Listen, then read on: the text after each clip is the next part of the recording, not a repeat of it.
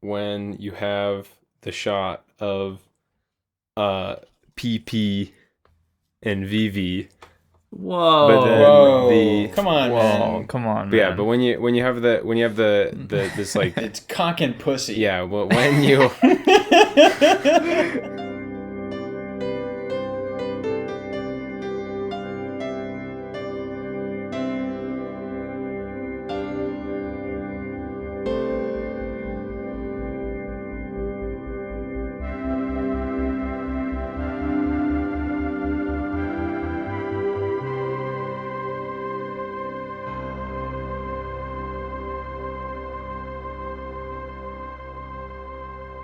Oh, do it.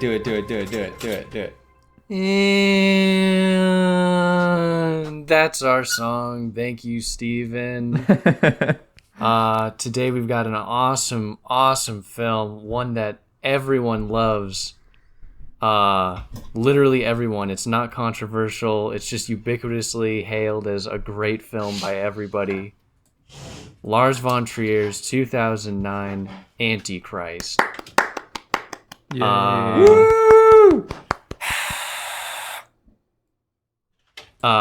Anyways, so I guess it's time to, give our opening thoughts. We're joined. Everyone can go down the list and just quickly say hello and your name. Whoa! And then after that we'll begin in the same order that you began with the names, with your opening thoughts. So, everyone want to introduce themselves? I'm John. I'm Steven. Oh, I'm Brody. I'm Jacob. I'm Troy. And beginning with John, what'd you think of this film? How you doing? This is the second time I watched the movie. This film, and I like it a ton. I don't know, all of Trier's movies are always hitting so hard. This one starts to confuse me at a certain point. Like, I don't know, certain symbols being thrown around and used and stuff like start to lose some kind of coherence for me a little bit. But overall, this film freaking slaps. I like this movie a ton. Yeah, it's a good movie. Yes, I basically agree with that take. Awesome movie. Definitely feels like feels like you're really getting an insane fucking experience when you're watching this film, not just in content, but like in the amount of types. I don't know, like the way things are presented to you, even just, the classic Trier with like chapters with like the artwork, and then like the opening shot being just like music, epic, black and white, and then these insane scenes of huge suspense and like terror, and then these dream sequences. You're getting like everything, you're getting so much in this film. I think that's super cool. Dude, this shit was hella based, hella epic. I'm so glad to be back on Trier. I really agree with John, except for the part where he said that the symbolism is lost on him. Nothing was lost on me. Yeah! I understood it completely. Fuck John. And by that that was a lie. But it was still awesome. And even if I didn't understand the symbolism like intellectually, I'm sure it was like embedded in me, in my soul, and I understood it like on a deeper level than I could actually put into words, because that's what film can do to you. Okay, go ahead, Jacob. Yeah, at this point, just parroting what you guys said. It's a crazy movie. Tons of symbolism. I had chills for like half the movie. I just had chills the entire time. I mean, you could have put on a jacket. So true. Yeah. But I also was like writing stuff down because seemed pretty significant. Based. Yeah. Based and no-pilled. Good movie. I don't know, I feel like I should start taking notes right after the movie. I don't do that, and I feel like I should just always, not even just like for the podcast, but just in general. Seems like a good idea. Just take some mental notes. Yeah. This Just remember. movie rocks. This movie is so fucking awesome. This is awesome. I love it. It's awesome. So hyped on Jacob having chills. John committing cringe by not understanding the film perfectly. Everything. This movie, the first time I saw it was with another person. Classic mistake. And this is just, just my experience of it was incredible. The film's incredible. I'm so hyped. And it's just overall so true. And I'm ready to drop nukes. But this I'm gonna drop a nuclear grade score on this. Okay. I'm going to go ahead and say right now, that I am going to be taking the sides of all the ladies of the pod, of the fan base. I am on your side. That when these guys speak up and say some absolute bullshit, I'm not going to stand for it like all those other podcasters will. I will call them out on their bullshit. Yeah. So I just wanted to let all the femme and femme identifying listeners know all the Antichrist Antichrist that I am anti-man, putting their fucking dicks in all of our mouths. That's something that confused me was like, who's in the wrong here? You know what I mean?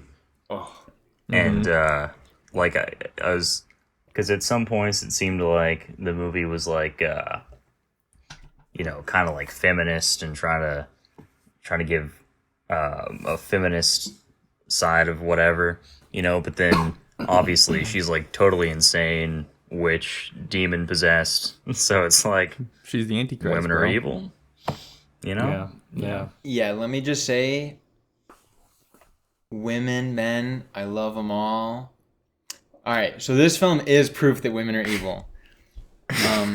The greatest anti-women thing ever. Take that shit back right now. All right, it's so awesome. I told all the listeners I'm not going to stand for it. You better stand retract for it. that statement right now. It's so funny, Trier, when he talks about this, he's like, I don't think women are any more evil than men. This was just what the movie, he's so like... It just ended up this he way. He just seems so nervous about being perceived as a woman hater. He's like, look, I made... Yeah. Dude, how do you make a film like this and then be afraid of being perceived as a woman? I don't know if he's actually afraid. He just seems nervous in interviews and stuff. All right, what's this film about? Just a This nervous, is about, just a always nervous is guy. nervous about this is about everything man in versus every woman. interview. This is about chaos versus order. This is about modern psychology versus old school self-narrativization. This is about anxiety. Is it real or is it in your head? Mm-hmm. Oh, Dude, that's all pretty true, dude. it's so true. But overall, this is a movie about pain, grief, and despair. Mm-hmm. True. Okay, I don't know. What should we do? I don't know. Should we do a symbol recap? Should we do some recap? Dear Symbol fetus. Just go recap. symbol mode. I have notes Yeah. if we're at a loss. I wrote down all the shit. I mean, I love that he's the modern psychologist, right? And Yeah. he's this like rationality thing, and she is based. Dude, at the beginning, I thought he was the Antichrist because he was like, Yeah, Super he- annoying. because he's being annoying. He's like, I fucking love science, dude. That all that story stuff, God, that's not real. It's all about science. And I'd be like, this guy's the Antichrist. I hate the Antichrist. Yeah, but then it it is. turns out that Turns out that woman. But Yeah. I thought he starts off more based. He's like, get off the meds. That's so cringe. You need to embrace this thing you're experiencing. Yeah, that's. But then yeah. he's like, that's all just in your head. Yeah. At the beginning, you're like, oh my gosh, this is so awesome. Like he's gonna like help her like confront this thing head on. Like you think he's so sick, and then it just slowly starts to break down because he keeps like being like, yeah, look, it's just not real. Like you're just being scared of nothing, and then he gets consumed by that which he thinks doesn't exist. Yeah. Hold on, let's be clear. She's not who's the Antichrist? No one. Good She's question. She's Very not good the question. Antichrist. He's not And- the Antichrist. And I'll tell you the answer to that question later. The- But The most obvious thing is the kid, right? And like, I don't know, because the death of the kid like spurs this whole like crazy experience in all of her mourning and stuff. And they went to like Eden together, you know, and like her and the kid before they went to Eden alone, and his feet were all malformed, like kind of like some demonic stuff. But she fucking did it. She deformed his feet. Look, I just want to say though, what was it? Damn it, dude. Dude. That's Nature right. is the Antichrist. No, Satan's no. church. Yes. Please, can we? Yeah, just- but women are what was nature, said? What was though. said? And woman what was is said? pure Just nature. what was said before Jacob? What was said No. before Jacob? You said you were going to tell us who the Antichrist is. Before in one that. minute. Before that. Now you Jacob you said guys that was were my talking lead-in for about an actual you guys tape. were talking about the psychology and Psychology, right? Thank you. The scene that immediately comes to mind with this whole psychologizing thing is when it's he says, I'm gonna play your fears and you're gonna play rationality, Yeah. yeah. and how he literally just gives up on the game like a few questions and answers in, and then he tries to become like the rationality again. You know, he's like he can't adopt her role no matter how hard he tries. You know, he's trying to be the more narrativized, you know, fear or whatever. No, instead he's like was it you were supposed to do this. Don't you see how irrational you're being? You stayed in the shack and convinced yourself it's you. Don't you realize? And it's like, you're not the fear anymore. Like, you're just taking on the rationality side, you know, literally just swap. So I just thought that was super cool. Yeah, whatever. Yeah, I think that's a huge turning point in the whole spiel, because that's when he, like, the whole thing, right, is like his attempt to be her therapist, right, and sort of impose his attitudes about the world and his masculinity onto her. Yeah. Right, and he takes her out to Eden, and then this is all some like battle of the minds, and it's like revealed later that she would like, I don't know, I'm kind of iffy on the degree to which she is trying to give herself to him to be helped versus whatever, but she seems to indicate later that she was lying about everything, and it was all sort of a ploy to get him out there so she could kill him. She was drawing him in. Yeah, just drawing him in. So I was always like, you know, to what degree is she a willing patient? But yeah, I feel like when that happens, he like snaps, you know, and I feel like that's a huge turning point, because that's when he's like, I'm out of here. Well, it is a turning point in terms of his how he views her or the relationship, but it's not by defying the already established roles. Like he never, like he is fed up with it at that point or something like that as he comes to this, as he does this investigation, you know. But like,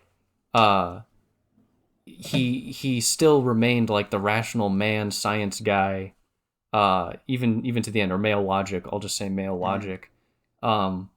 Like, you know, and then he departed from her, and I thought that's what was so cool about the scene is that like he literally is trying to not be the male logic, like he explicitly is trying not to be, but then he falls back into it because it's like part of his nature, you know. Like he can't help but become the rational or whatever. Yeah, he tries to assume the role of nature, i.e. her. Yeah. And But then he falls into his own nature, can't do it. right? And he Right. can't do it because of nature. Yeah, but that's when it really Pretty unravels. Extremely based. Yeah, no, I think I actually think the movie is weighed down by this loot. You know what, John? I'm kidding when I say weighed down, but John, I'm 100% on your side about the loose imagery, loose connect, like how it gets a little muddled. I think there's something really unsatisfactory about how she ends up actually being schizo insane and how she's actually like evil. Like it turns like this really complex thing into like I feel like it almost undermines the first 2/3 or something like that. Now it's still epic and awesome, like, and I still enjoyed it so much, but something about like the actual like capital T truth actually gets undermined by how truly psychotic she is or something like that. But the narrative is still compelling because of it, but it's like it loses some other quality. What's everyone's take on that? I mean, yeah, I mean that's like a little bit what I was referring to when I said that. But yeah, I don't know. I don't really know. I don't know. I don't know too much like what to say because I don't know if I'm just like kindling like the like my doubts about the film or something like that when I should be like trusting it, you know. But yeah, I don't know. I mean, yeah, I don't know. I don't have a ton more to say rather other than just that like I did like have my reservations about it at that point. Like it wasn't I found myself less invested after she goes totally schizo insane and was revealed to be insane the whole time. Yeah. Though I don't think insane the whole time. Like before, it was brought up that she like maybe she was intentionally like she just was trying to get him out there or whatever, you know. But it's like I don't think. I mean, I think she's like possessed by whatever this like concept of like nature and stuff, and her whole like thesis, what it ends up being or whatever. But like women are evil and stuff, and I think she's like possessed by that, but I don't think that necessarily means that she's like totally just lying the entire time, you know, like in a direct like Yeah. conscious sense, She's, you know. yeah, not in a conscious Hypnotized. sense. Yeah, exactly. Yeah, exactly. She's hypnotized, hypnotized. Yeah. Yeah. And they even mentioned that, yeah. Well, I don't even. Or he denies the plausibility of like hypnosis, but I mean, like, I think it's very clear that we as the viewer ascribe like a level of like hypnotic approach she has to things in light of all this stuff, you know? Mhm. Yeah. Like the idea of witchcraft and stuff. If I can say one more thing, look, I know everyone hates when we talk about what the director has to say. Oh, okay. I thought you were gonna say something else. But when it But when it agrees with what serves I my think point. about the no, but this was something that like it isn't necessarily explanatory, but is I don't know, just like it like puts the film in a slightly different light, especially with like the dedication to Tarkovsky at the end, which I always thought that it was really interesting that this is the film that he dedicates to Tarkovsky, which I think there might be a whole plethora of reasons, but one of which is in an interview he talks about like the way in which he came about writing it, and he said I invite you for a tiny glimpse behind the curtain, a glimpse into the dark world of my imagination, into the nature of my fears, into the nature of Antichrist. I suffered from depression. I couldn't work. 6 months later, just as an exercise, I wrote a script, a kind of therapy. I did not follow my usual modus operandi. Scenes were added for no reason. Images were composed free of logic or dramatic thinking. They often came from dreams I was having or dreams I'd had earlier. In any case, I can offer no excuse for Antichrist. So I thought that was kind of interesting, just especially in light of something like Mirror by like Tarkovsky, and like kind of the quote unquote dream logic or something, and the primacy of like images over like dramatic logic or something. Which I just thought that had bearing on what we're talking about, like the like internal logic of the symbols. Like I don't know, I never felt like I had a total grasp on like the system or something like that. But yeah. If I can just add my piece, I think that like lots of like movies that we watch kind of you know, like I've had it before where like I'm in love with like a certain concept that they're trying to develop in like a movie, but then the film just goes in a completely different direction, or like things like just become insane, you know, like where something is interesting on like a psychological basis, like like what's going on inside their heads, like we're really getting to the heart of these concepts, but then like someone just goes insane, or or there's like tons of violence or something that derails all that.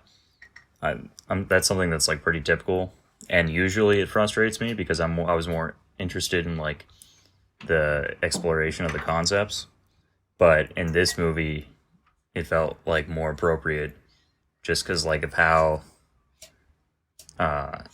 like the arc of everything. It just felt like it made sense for for a movie called Antichrist to like devolve into some like demonic, Yeah.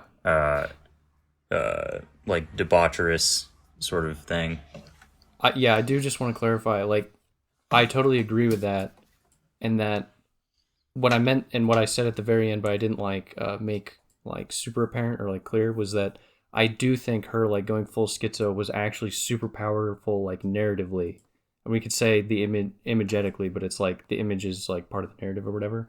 Like it fits so well, especially accompanied by the fact that we got this investigation. You have this like suspense, and like that's what contributes to like some chills, is like you have this like intense suspense as he's going through the attic, and like discovering all this imagery. You're like, oh my god, shit's actually crazy, or something like that. Yeah. It becomes like material, like material reality. And so like at no point am I like thrown by it. It doesn't like, it's not like this. It's funny because it doesn't come across as like a surreal level of violence, because the whole movie has been like appropriately ramping up to those moments. It's like insane, it's intense, but it's not like it actually doesn't feel like a dream to me. So even though Trier like says he got inspiration from dreams and stuff, which is cool, like the way he approached the film, it seems like I never feel like it's not like a Lynchian film, it's not like we're just watching images that don't like that cycle in and out like a dream and stuff, and they've got some sort of like internal logic, but not really. It kind of fades a little bit. No. This feels like it was it really felt like a cohesive product, like he put it together. Yeah. And maybe that's just it all was coherent. Yeah, it doesn't like sense, not go anywhere or something like that. Ideas are developed. Yeah. This film's a masterpiece. Everything fits right exactly where it belongs. Oh yeah, I think this whole the movie was really going good and investigating these ideas, and then she just goes crazy. I think this is a bit uncharitable. Also, I don't think anybody's exactly saying. I know I'm characterizing it poorly. I think but you're being. I think you're being uncharitable. I'm being uncharitable, but also I don't think it's unfair to say that everyone is talking about like sort of a divergence from like some type of more abstract discussion of some concept, and then like narrative, excitement and entertainment and like proper filmmaking execution. No. What are you guys talking about? Just starts. Everyone keeps talking about she going crazy. I'm not saying she just. I don't know, but I want to push back in general on the whole she goes crazy thing. Like I feel like it's going. I think as it becomes part of the narrative, like that she was crazy the whole time, mm-hmm. and that she is implied in the death of the kid. Mm-hmm. Like this in the way that what's it called, the gaze can retroactively make everything super powerful, because it's like, whoa, oh my god, it changes everything. This was a gaze moment when he's looking at when he's coming to the realization, when he's looking mm-hmm. at the pictures and stuff, and it makes things powerful in a suspenseful way. But I actually don't feel like it makes it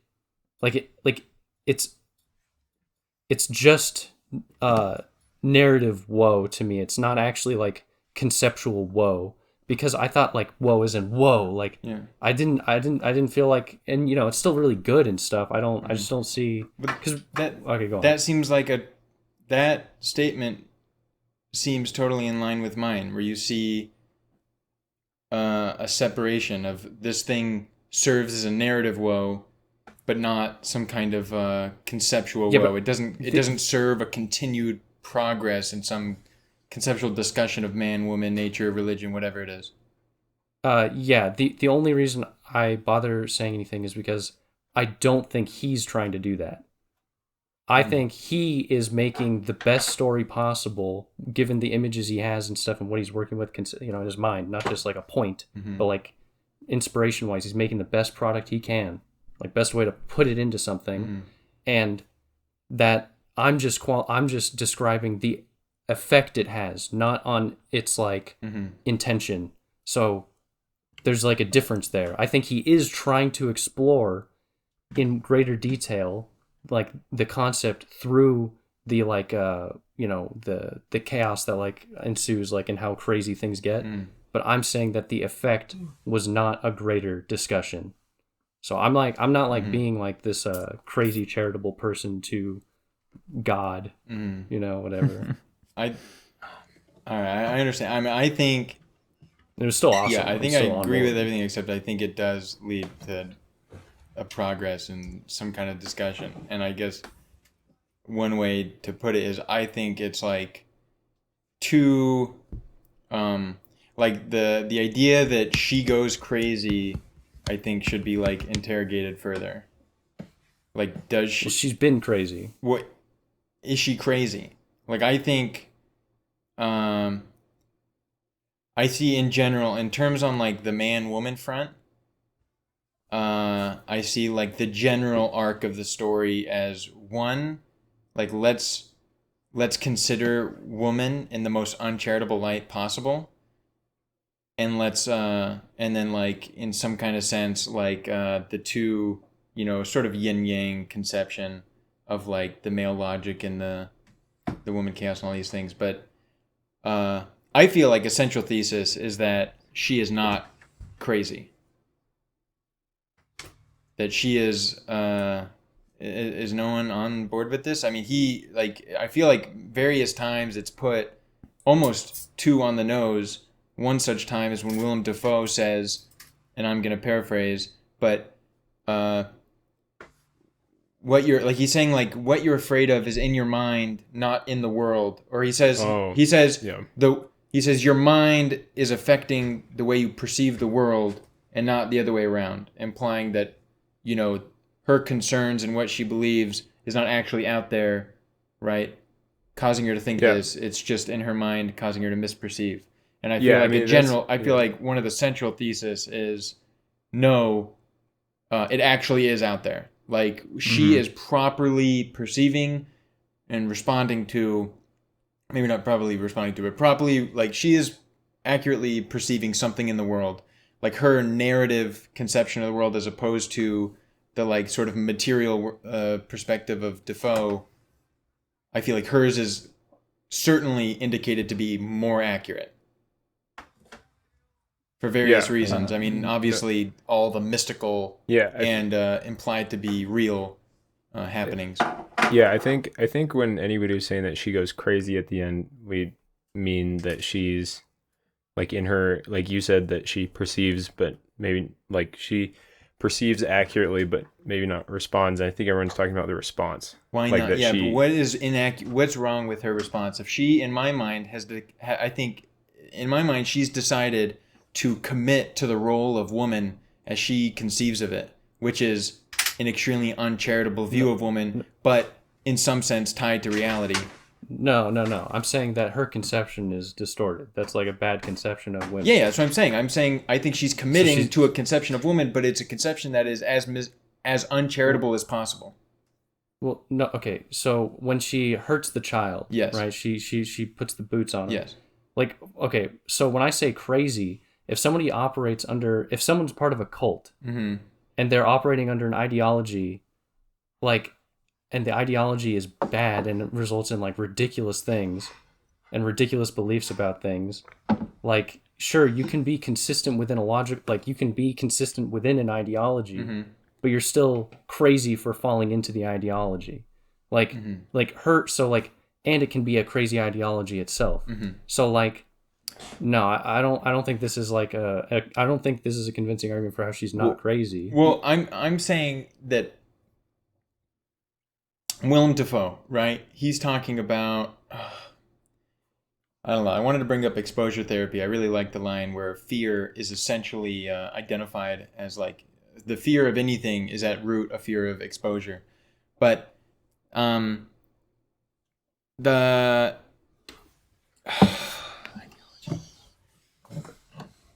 think she is like, she's obviously crazy from a Willem Dafoe perspective. And I think she's not crazy from her perspective, and I think what's implied is that her perspective is not without substantial merit. Yeah. That's what I was gonna say. Is that I feel like she, Like her conception of woman is not insane. yeah.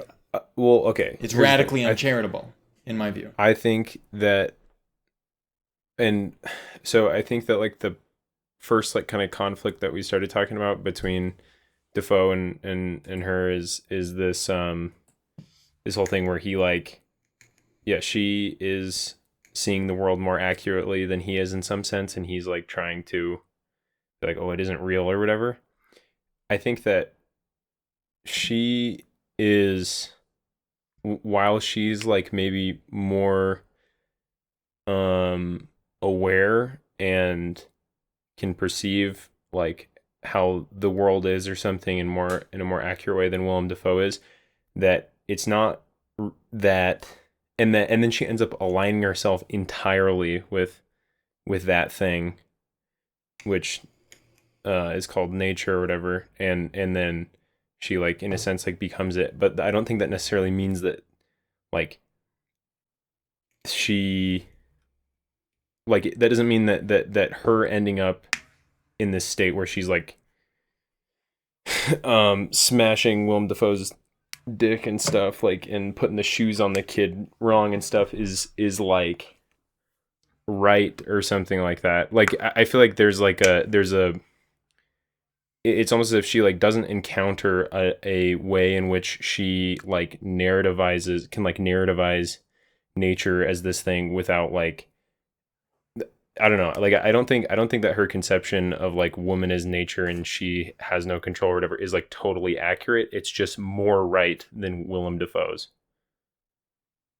I am in total agreement, and I think to more succinctly say what I'm saying, or yeah, to succinctly put it, I don't think it's lost on any of us that what she does is crazy from our perspective. Yeah. I think her perspective is being under-interrogated or under-considered. I think she is operating. One, she has formed a conception of woman that is basically imagine everything about women and remove all the good things. So Crazy. which is crazy. So I agree. Which That is crazy from our perspective. No, it's crazy from a woman's perspective too. That doesn't have like an uncharitable view. It's not just like that is a more accurate. It's like view, from it's like quotes. like they're like hers is a crazy view because it's such a radical extreme and is uncharitable. Yes. Yeah. Though I it's don't, more I don't, correct, I don't think though she's maybe like more correct than. I don't think than she Willem was Dafoe's. right in the way in which she arrived at her conception of woman. I'm mainly saying that And her conception is wrong. It's incomplete. It's wrong. it's incomplete, but not.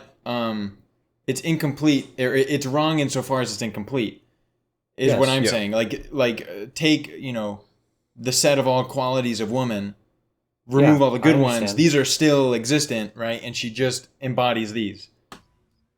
yes. And so I'm saying, like, I think it's useful to consider her to be embodying the true yet evil aspects of woman, and like that as like a useful way to consider her behavior.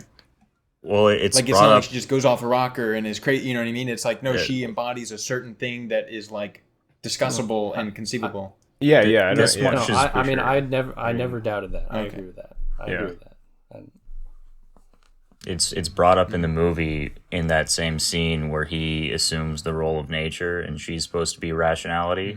yeah. And after he reverts to the role of rationality, he like starts criticizing her about or maybe it's after, but when he's criticizing her about how she believes that women are evil or whatever, he's like, no, you're supposed to critique that, like that's not the proper view of women or whatever. And like throughout the movie, he's the one telling her that all these terrible things have been done to women Right. throughout history, and she needs to, and she feel like- she now thinks that women are evil, and not that they just were like made to suffer unjustifiably. So like the perspective that her view is wrong is like also comes from this masculine view of things that, I mean, he already obviously doesn't agree with her conception of women in the world, but that's, again, from like the rational perspective that we're embodying right now in having this conversation. And if anything, So- she's the one being critical of the literature. Like, how critical is it to say, "Oh, I haven't read that book, but you're supposed to come with this conclusion"? Like, that's not a critical. Yeah, like, or thing. That's not really engaging. even just to say like, oh, all these things had happened to women unjustifiably for no reason. Don't you understand? It happened no reason, and then her reason is like, because they're evil or whatever. Yeah, but It's so true. it's something. Yeah. So no, but that is absolutely the case, and that's the most compelling part about this whole story, the whole film, is how there is this truth to things, like this radical truth, this to the negative like properties of what it is to be a woman or something like that, and to the like the problematic things about what it is to be a man with male logic and stuff. And that's what I found like so engaging and stuff. When she starts to fully embody it or whatever, and she starts to like truly be awful, that's actually not what does it. It's more the fact that she had been doing it to the kid the whole time or whatever. So there's some quality about it that's like you are clearly being uncharitable about things. Like it's no longer like she does have a point. I actually am not I do think there is a point to the like in the sense like Trier slash whatever, like this there is a point to the idea that nature has all these problems and nature makes people bad. Maybe like what it is to be a woman has these negative properties associated with it, whatever. There is absolute truth to that or something like that. But the like sheer evil that she commits because of the ideas and because of how clearly misguided they are in terms of their effect makes me feel like as a viewer, like the way I felt. So not even to say anything else, but just how I felt as a viewer was like, well, Yeah. damn, we really just committed to this, and it's like we're losing any nuance. Now we're just watching her embody it. You've laid out all the cards on the table, and now she's just playing the cards at the end. It's like I don't know. I guess I got a lot of pleasure from the nuance in the concept, and then when it becomes fully embodied, it's like the concept isn't actually being developed as much. There's images which are really cool, like the whole putting the thing in his leg. But that's all just like super awesome images. I don't get like the same type of like very particular pleasure that I was getting for the first 2/3 or something like that. I'll say I definitely think the last third is like substantially different in tone, obviously content. But you don't see like the thing through his leg as being analogous to the putting the wrong shoes on the boy and being related to like the woman, right? Like not wanting the other person to leave, right? Like impairing the boy's ability to travel and things like this. And I see that. But it's like no, I saw that. It's just it was so like I was so thrown by how committed she was to this like thing that now I'm just watching like a hell spiral that like just like I don't know, like just I guess I just am not convinced by those images insofar as they don't like make me go, oh shit, like wow. It's more like it was like I viscerally was like, oh, like god damn, that sucks. But it wasn't like, oh, upon revelation, like wow, like she's weighing him down or something, or she doesn't want them to leave or something like that. Like it doesn't like it didn't like uplift a new truth out of me. Like it didn't radically change the way I saw things, So it just seemed like he's playing on like a narrative structure that has already existed throughout time, because he's calling to these illusions and stuff that are like way more primordial than just, something. I don't know. like perhaps she is, if anything, someone we identify with most throughout the film. And like we see Defoe as like being pretty base, but also kind of a bit unidimensional by this whole modern psychology embodied. Yeah. And so we're kind of with her and we're experiencing a lot of her perceptions and her visions and dreams and whatnot. And then she's on the edge teetering, and it's like, well, Willem is trying to bring her one way and nature and whatever. And then at some point, once she's tipped, it's just, and now it follows. but it's not Right. like we lose what's it called, like a stake in her character. Yeah, But I think that it follows point that you just said is the most important thing in terms of like how it captures what I Yeah. feel, like how I felt. Yeah. Yeah, like yes, this follows, and it's still epic to watch clearly, but it's like you lose some, like you lose development or something like that. It's a trade-off. Yeah, because the tension in some sense is gone. The tension of like the battle between them is gone. Yeah. The more, well, yeah, because then it becomes entirely physical, Physical, and the more the battle of like the narrativizing versus like the rationale or something is over or something, and now it's just physically embodied. Yes. Yeah. But now one issue though is like I'm only rooting for the dude at that point. Like as a Yeah. viewer, like I've lost this nuance. Like I don't know, she's kind of a, I understand she's in grief. The guy's being pushy, but she also is kind of crazy. What is going on? Who am I rooting for? Then I'm like, okay, this guy's got to get away. Oh Jesus, what, he's got to get away from her. What is going on? Yeah, it's like visceral, It's like, well, yeah, for sure. I mean, What's yeah. crazy? What's crazy is that nature ends up siding with him. No? Yeah. Well, I think he embodied... Go on, sorry. I mean, just like, well, obviously he wins or whatever. So like, rationality trumps narrative or something. No, In some sense. No, he loses. But he's killed by nature in the end. No, I don't think he's killed. No, hold on. I don't think But he's necessarily killed. So, is not necessarily killed because it's only women who are dead in Eden, and also the crow that like embodies pain or whatever, like caws at him from under the floorboards and reveals the wrench. Yeah. For him to get that millstone off of his leg. Yep. And like therefore like not be impaired by her and nature and stuff, so he can like release himself from the like bounds of nature and try to like escape Eden. But what about this? What about she embodying nature instigates this whole situation, right? And drives us, the viewer, into a state of like anxiety and tension and rooting for him and wanting him to do these things. And then nature helps him by getting the wrench, right? But does this enable him to free himself and contact the authorities or whatever? No, it enables him to strangle her to death, right? And he's looking into her, and we can see into his mind that he is now consumed by nature just the way she was, right? With the same imagery and stuff. And he just fucking strangles her to death in this insane sequence. By the way, we'll say it again at the end, but these performances were absolutely insane. But strangles her to death, right? And now I see nature more as like a larger construction bringing him into it. Yeah, that's true. But there's also like an oscillation between the two because he like oscillates earlier back, but in Eden and with the bugs on his hand and just like everything, like all of the things that were happening to him. I think we might be miscategorizing things.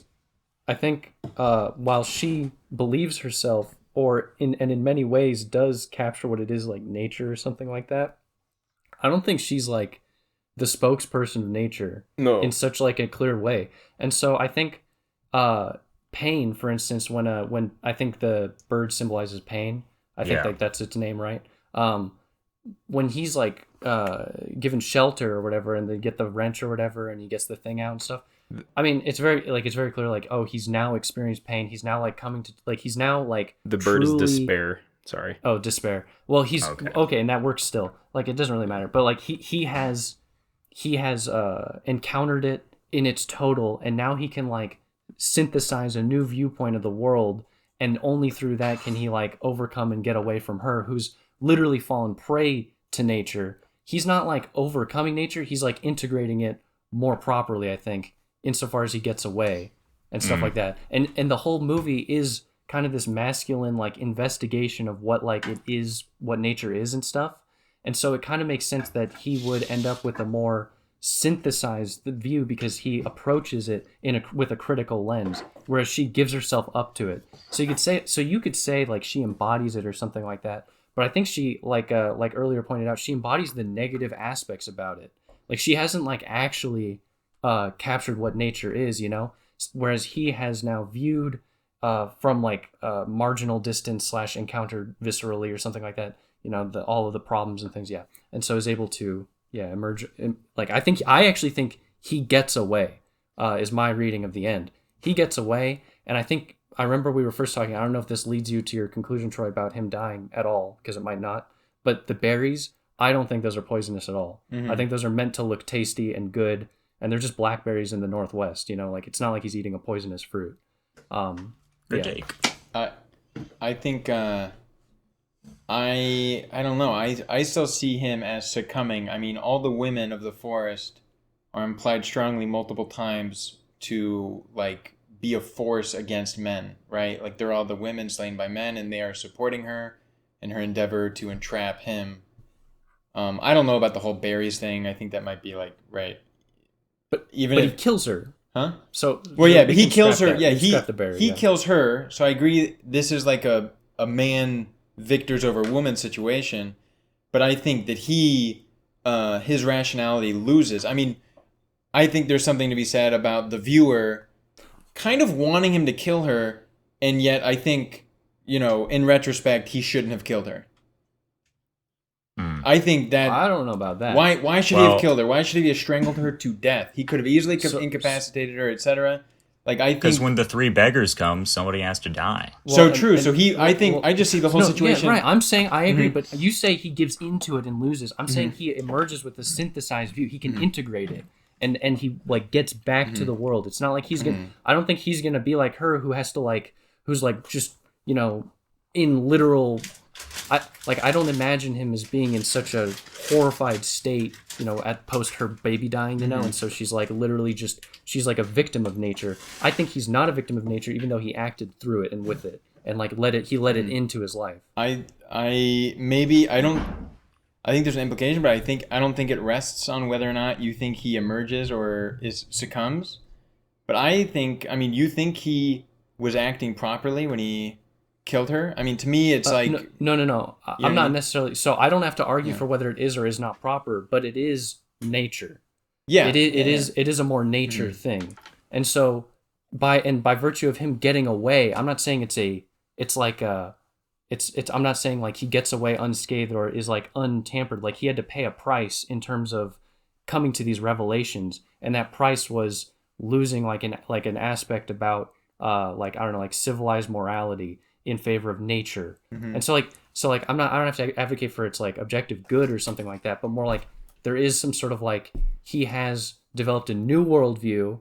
He had to kill her to that was part of the price of like this phoenix thing, right? Some phoenix motif, like ending up in something else, and completing the whole arc of like getting rid of the freeing himself from her. So at first he has to get rid of the thing out of his leg, but he has to like kill her too. It's like it's like completes the whole series of things. And also I actually think the berry imagery is important, not because it's like it just is a very positive moment.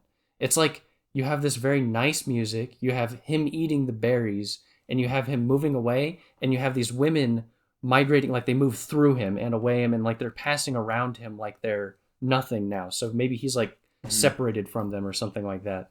I feel like the berries, they feel really good and they look tasty for a reason. They look, that image matters, and for it to be at the end and in the epilogue, it tells us something. Can we sorry, I don't probably have something. I basically agree with your point. Like I could imagine him walking away from this. I would imagine he walks away with a synthesized view, although I don't know how much indication there is of that. But I think if we want to talk about the last scene, I think it needs to be talked about as like being in some kind of very strong relationship to the opening sequence. It's the only black and white. It's the same music, and that's part of the. He killed her. She's dead. Not- I think not she's in the the scene, child. She's like a child though. You Well, think? Yeah, but I think it happens so proximately close and stuff. I don't know, because I think he doesn't emerge. So I'm seeing this as another case of, nature killing some guy. But Can we but talk I am about very the sympathetic to your view. insane- Go ahead, Jacob. Sorry. So like the tree stuff. So like obviously Oh, like acorns. that barren tree. Mhm. Like the tree that there's like shots of this tree and all of it, there are no leaves on it. They're just like branches.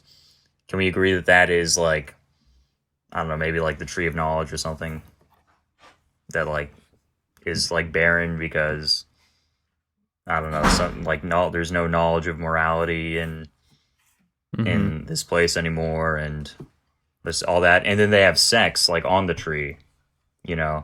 and then you see all the women The dead arms. Wait, Yeah. under the tree.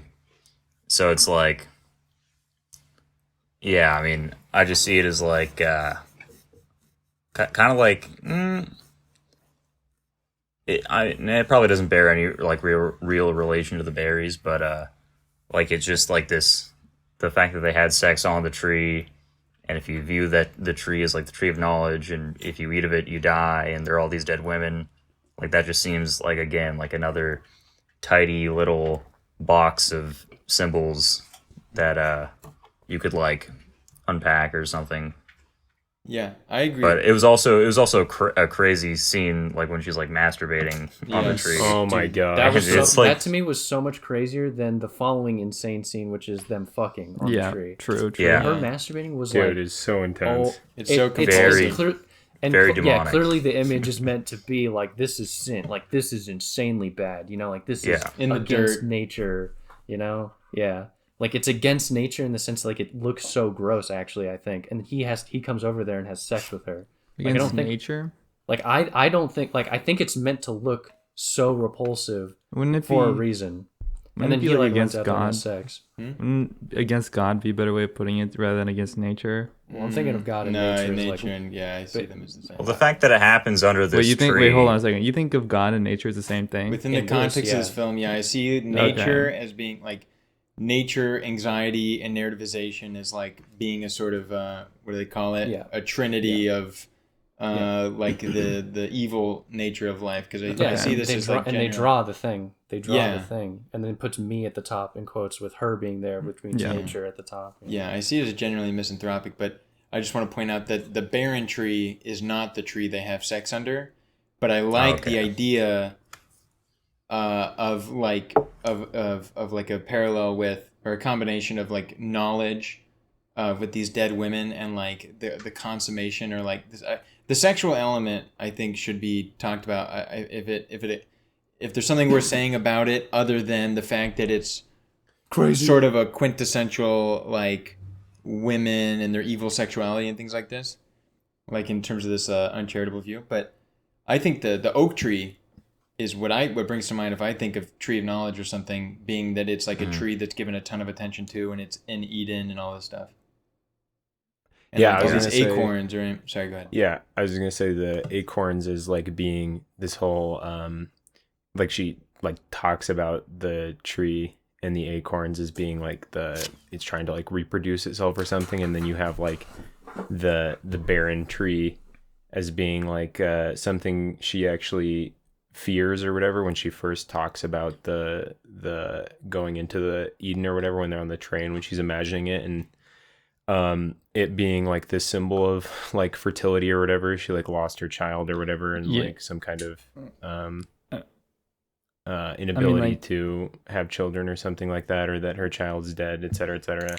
I don't know. Yeah, I mean that almost seems like why she's like adopted such like an insane, uncharitable view of women. It's like, if you think of nature, like the positive aspect of it is that it's like, life giving, if anything. Yeah, But like, And she- once yeah. that has been stripped from her, like what's left, yeah. She's like yeah. That may be part of her kind of like turn towards this whole. Wait, she's not stripped of it. She is Yeah. responsible for the death of the Right. boy. Right. That's a problem. She chose to let him die. Yeah. This isn't rock solid. Okay. I think the barren tree is what she is a part of the general arc of what she fears is what she ends up embodying. Sure. Right? Because she starts off as the oak tree. Yeah. I mean, and then she cuts her clitoris off, like in my mind, in an attempt to like desexualize herself and become this sort of a unsexed object, like this tree, this barren, dead, whatever.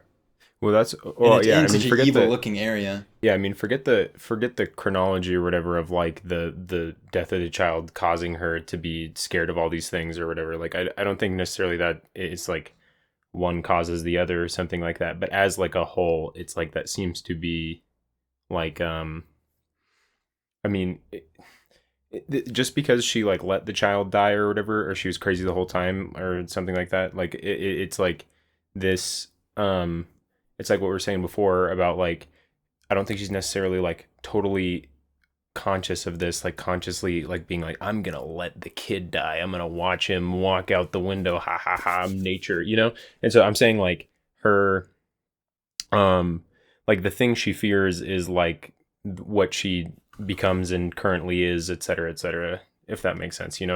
Well, I disagree. I think she consciously chose to let the child die. No, it's like she consciously chooses, but it's not the same thing as she's rubbing her hands together like, oh my God, I'm so happy this kid is going to walk out the window. Because because it's not like her grief afterwards of the child dying is just like not real and totally a lie. It's different than her It's pushing like, him out the window. There's like this at least. like kind of possession of nature or something, right? Yeah, it's not full-blown possession, but it's definitely a degree of embodiment. Yeah. I mean, I'm not. Yeah, I mean, like, I'm not using all the exact words or whatever. But like, the point being, like, I don't think that it's not like she is totally lying and completely malevolent, and that her grief is just all a show or something like that.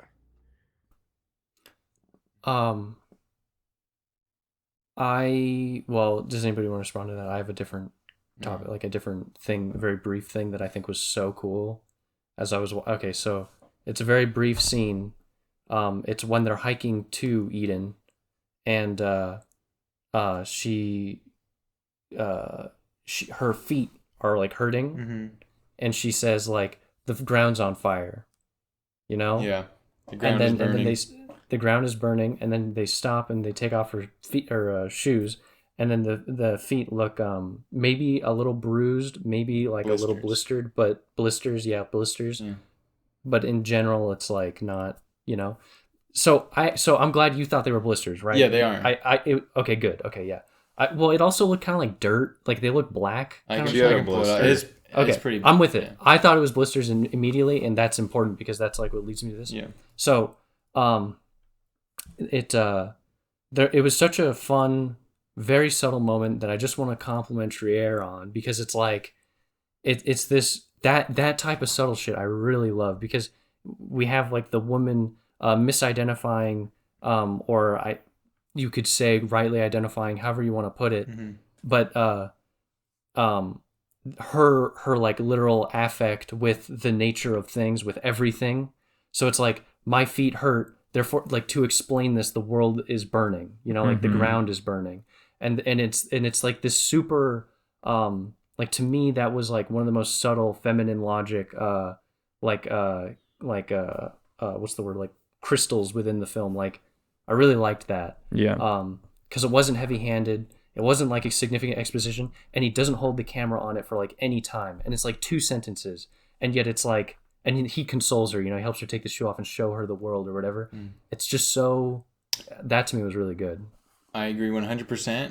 I think the film is chock full of all these very little things. I really want to do a shot by shot of this movie. It'd be so awesome. But Lots of continuing the trend of saying that every pod. okay, well, no one's ever down. I keep saying it. I'm hoping someone's like, yeah, let's do it. I'm always down. I said Anyway, I was down. We had okay. a We need to conversation about address- how I was like totally willing to. So don't say that. Don't say that. Yeah, I like that. It's classic and totally in line with her, like, narrativizing her sense experience and him rationalizing his sense experience. No, Lots of rationalizing. I want to talk about Lots the of oak tree. Rationalizing. We've her got sense to. experience. We've got to really address I'm saying, I'm sorry, very briefly, just to clarify. Yeah. Sorry, Jacob. That he is trying to get her to rationalize her sense experience, like with the world. Yeah. That his feet don't hurt. That he's trying to show her, like he's putting himself. You know what I'm saying? Mm-hmm. There's just a very slight distinction within that scene. You know, that's all I'm saying. Mm-hmm. It's her senses that he's trying to remedy. You know, it's not his. And it turns out that the ground actually is burning. Yes. Based. Yeah, quotes. I'm putting quotes Yeah. up for the listeners. That it's- kind of, yeah. In reality, Okay. All right, Jacob. What's up? We gotta really get to the bottom of this, Steven. It's your time. We gotta circle around to this point.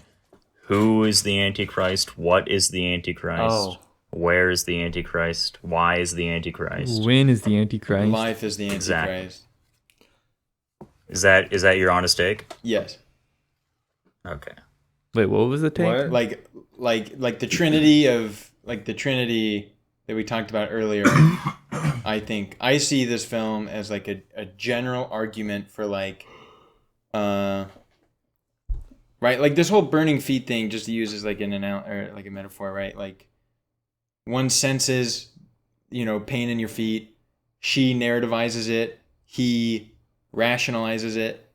I think the general thrust of the film is that they're actually like the ground actually is burning in the metaphor, or that nature actually is conspiring in some sense, and like instrumentalizing them as like parts of it, and that like anxiety and things like this are actually in the world as opposed to just in the mind.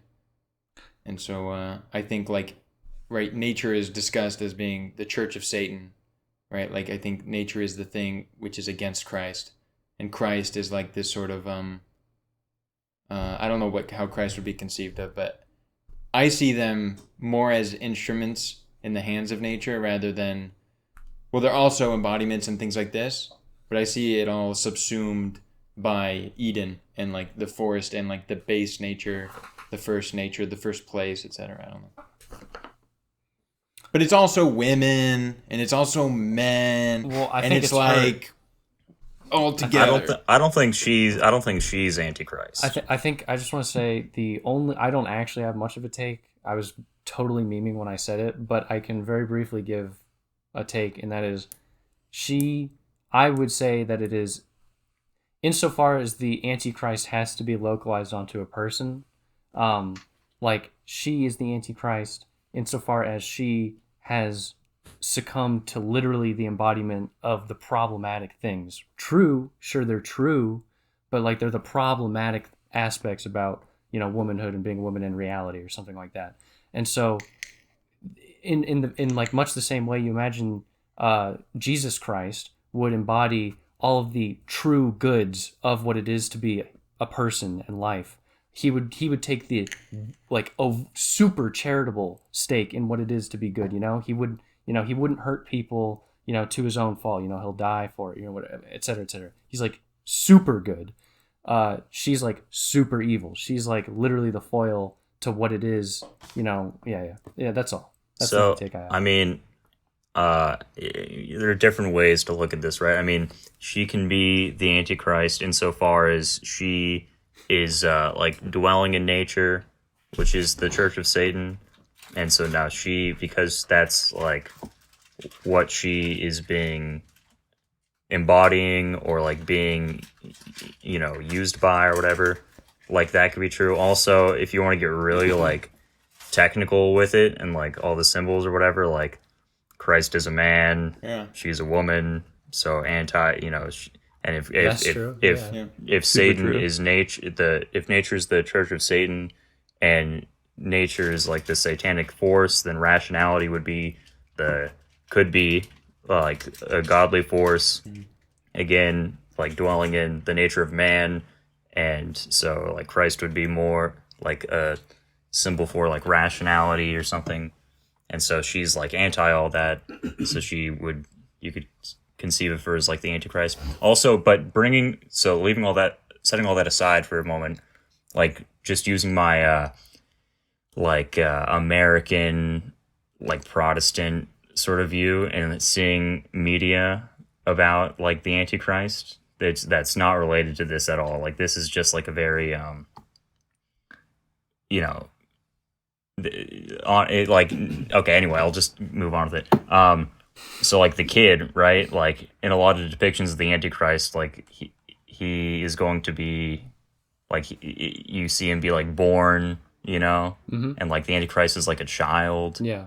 and so she could be like an anti-Mary, but if the kid is the Antichrist, then like why would he die? Or like because the kid dies, it like spurs this crazy experience where they go into Eden, and she lets him die. She like lets the Antichrist die to then like what, like encounter nature or something. I think you said that it spurs the whole thing. I mean, you know, like Antichrist, you know, in the same way that Christ, you know, dies for our sins and there's going to be a rapture or something like that, right? And we're all going to go to heaven. There is something very Antichrist-like about this, insofar as when the child dies, it foretells like the true doom of everything, right? And so I think that is pretty fair that like you could just say the baby is Antichrist insofar as it fits like the descriptions, and it does like foretell like the end of times, you know, or something like that. Yeah. Even though it's through his death, you know, even though I know it's like there's not like a whole lot to directly support it. Like obviously the kid isn't demonized or anything in the movie, right. But like I don't know, like again, like how his feet are like his feet, kind of fucked up by the shoes. Yeah. That like, but then again, coming from like the American like Protestant perspective is like, you know, oh, like the Antichrist is gonna have horns or something, but like so like malformed feet or like kind of like malformed bones are kind of like another thing, like oh, it's like a sign of like he's the Antichrist. But then again, she did it to him, but also she was being like instrumentalized by nature and like evil. So like if she's the cause, then how could he be Antichrist? Because you think of it as something that would like come to being like on its own and not be like caught. Like the Antichrist would not be like made by something or like so. Yeah, I like the conception of the boy as like the source of the personal and like whatever rapture of these two people. But I think the first analysis answers all these subsequent questions. The first one being like man as Christ rationality and woman as the Antichrist in this case. And I think it's like I think it's fair to say that within the scope of the film, woman is Antichrist. So she is not only responsible for the death of the child, but the source of the child, right? If we want to consider the Antichrist as like the source of, you know, evil, or like the thing that the source of all the evil we see in the film, it pretty much all comes from woman. You should say this woman, right? Yeah, that's important because we only see one woman. Yeah, that's and hers is like an uncharitable. I just want to make sure we're like uncharitable reading of it. Well, but I feel comfortable. I mean, I think the film is like also adopting an attitude itself similar to hers. Like, I don't think it's right, and I definitely don't think it's what Trier thinks. I mean, he made Breaking the Waves. Like, I don't know if we've seen that, but anyway. Wait, what are you saying? Well, I'm just saying. I don't think we've all seen it, so I can't say anything. But he doesn't actually have a negative view of women. But I think the film it's fair to call it anti-woman. Well, yeah. Well, if she's the Antichrist, I mean, what are like all those other women that died in Eden? You know what I mean? Because like that, you can imagine that all these other women that died there basically did the same thing, or like went through the same experience or something. Yeah, and you would just unless you think that like, okay, the women aren't actually there. It's more of just like like just showing all of the dead women in the world, but they didn't. You know, there isn't some literal connection. Like they aren't literally tied to Eden. So like. but like if they literally were there, then you could imagine that they would have done the same thing, like taken somebody out and gone through all this whatever and then died. So they would again embody like all this Antichrist stuff that we're trying to describe to her. If I could preempt Steven just a bit, I'll walk back some of the comments I made and sort of just re-establish my conception of as woman in this film, the woman in this film, as being really an instrument or whatever of a greater nature. I agree. And then, of course, with that. embodying the negative aspects, etc. Yeah, and so I think that's actually important insofar as the film I don't think necessarily has to be read as like anti-woman, even though the woman is clearly embodying all the negative attributes, and that what we see are the negative attributes of women, but we also like we're not on her side. It's almost like, so if I made a movie about a Nazi or like a white supremacist, and they are like within this culture of white supremacy or something, or like reading about it, and they like fully adopt it, and like but if the white supremacist ends up being like the villain or something by the end, like it's not pro white supremacy, even though we've been watching this whole development and this like this expounded narrative about a white supremacist or something like that. What I mean to say is you can have this narrative that's about a woman who is bad and identifies all of these, and she's bad insofar as she identifies fully with, you could say, real, you don't even have to say it for my take though, real properties about women that are bad, so she embodies these things.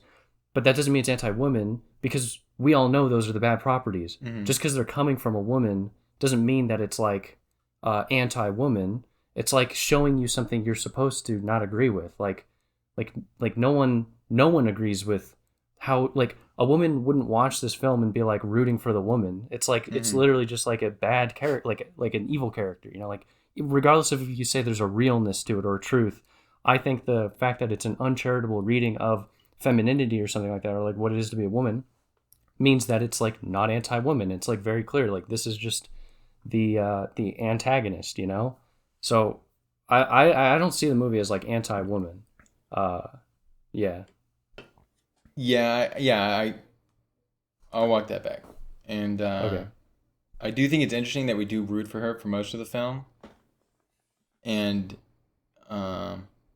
I think like I don't know, I find myself personally rooting for her to continue in the direction she ends up heading in, but then I like almost regret it. Like, oh, she went too far or something. But also I feel like I feel like the properties of woman that she embodies are sort of would be the same that Defoe identifies, right? Like name, like if Defoe is this rational, right, like human as rational animal type guy, and right, I think like and there's all this discussion of evolution, and obviously like a lot of the things that are discussed about woman being a victim to nature itself is that like her body and subsequently mind she's not are in really control of it. everything about woman, and obviously what's unsaid is also for man, right? But like the body and mind of the person as more or less an instrument of like reproduction and like nature, the force of nature itself, right? So like what would he say? You know, he says, "Oh, look at all these women, blah blah blah." Maybe I'm kind of at the edge here, so I don't know if I'm gonna want to stand by this, but like is she not just committing to a view of herself as an instrument of the force of nature, i.e., like a thing, you know, just designed to reproduce and do these things? And like, would he even disagree with that? Like she takes it, like she embodies it too far, but the qualities she embodies, like what would he say? You know what I mean? Like she's like, okay, I don't know. I'm imagining a conversation between them where she says, "What do you mean? Why, you know, what you think I'm just conceiving of women all the bad things? What are the good things?" You know, and it's like these are all just different examples of women being instruments of nature, just as anyone else is. Okay, You know what I'm saying? I just want to say I'm a little lost, but Okay. maybe this will help. Just because it's super fucking like just a brain dead thing for me to say, but like it just makes it's like worth pointing out. Maybe it'll help like Go tie ahead, thoughts yeah. together. But you know, like there's a glass with water in it, and like is it full or is it like half full or is it half empty? Like like there's some like I was getting that vibe from this. It's like what were you saying? You were saying she wants to embody it fully or something like that. It's like no. She's not embodying anything fully. She's like I think she is corrupting like it and saying it's a glass half empty. You know, like she's like there's no like talk of this fertile for instance the classic depiction of like was it Demeter or Persephone? Demeter? Whatever, the fertile god, right? So like there's these festivals and it's beautiful and good. So like the Greeks have this concept of like nature and women and fertility and stuff and it's like they think that like they would agree with the concept I think that like women are relatively controlled by nature, you know, their bodies are controlled by nature, but they're gonna like have this sort of like ritual about it and goodness to it and it's like I don't think either one is more correct. The one that we're presented here is the glass half empty depiction, and what it's depicting is something very real. But I think that there's a lot of truth to like the bountiful harvest, fertility, you know, rendition or narratives as well. I think both are true. They're just omitting things, you know. Yeah, I don't know.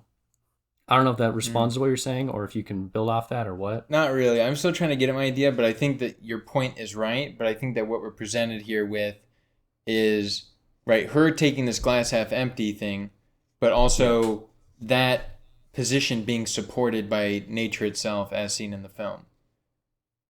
Right? Like if women are controlled, if women are conceived as controlled by nature, and this can be viewed as positively or negatively, this film then says, okay, well let's also take a look at nature itself.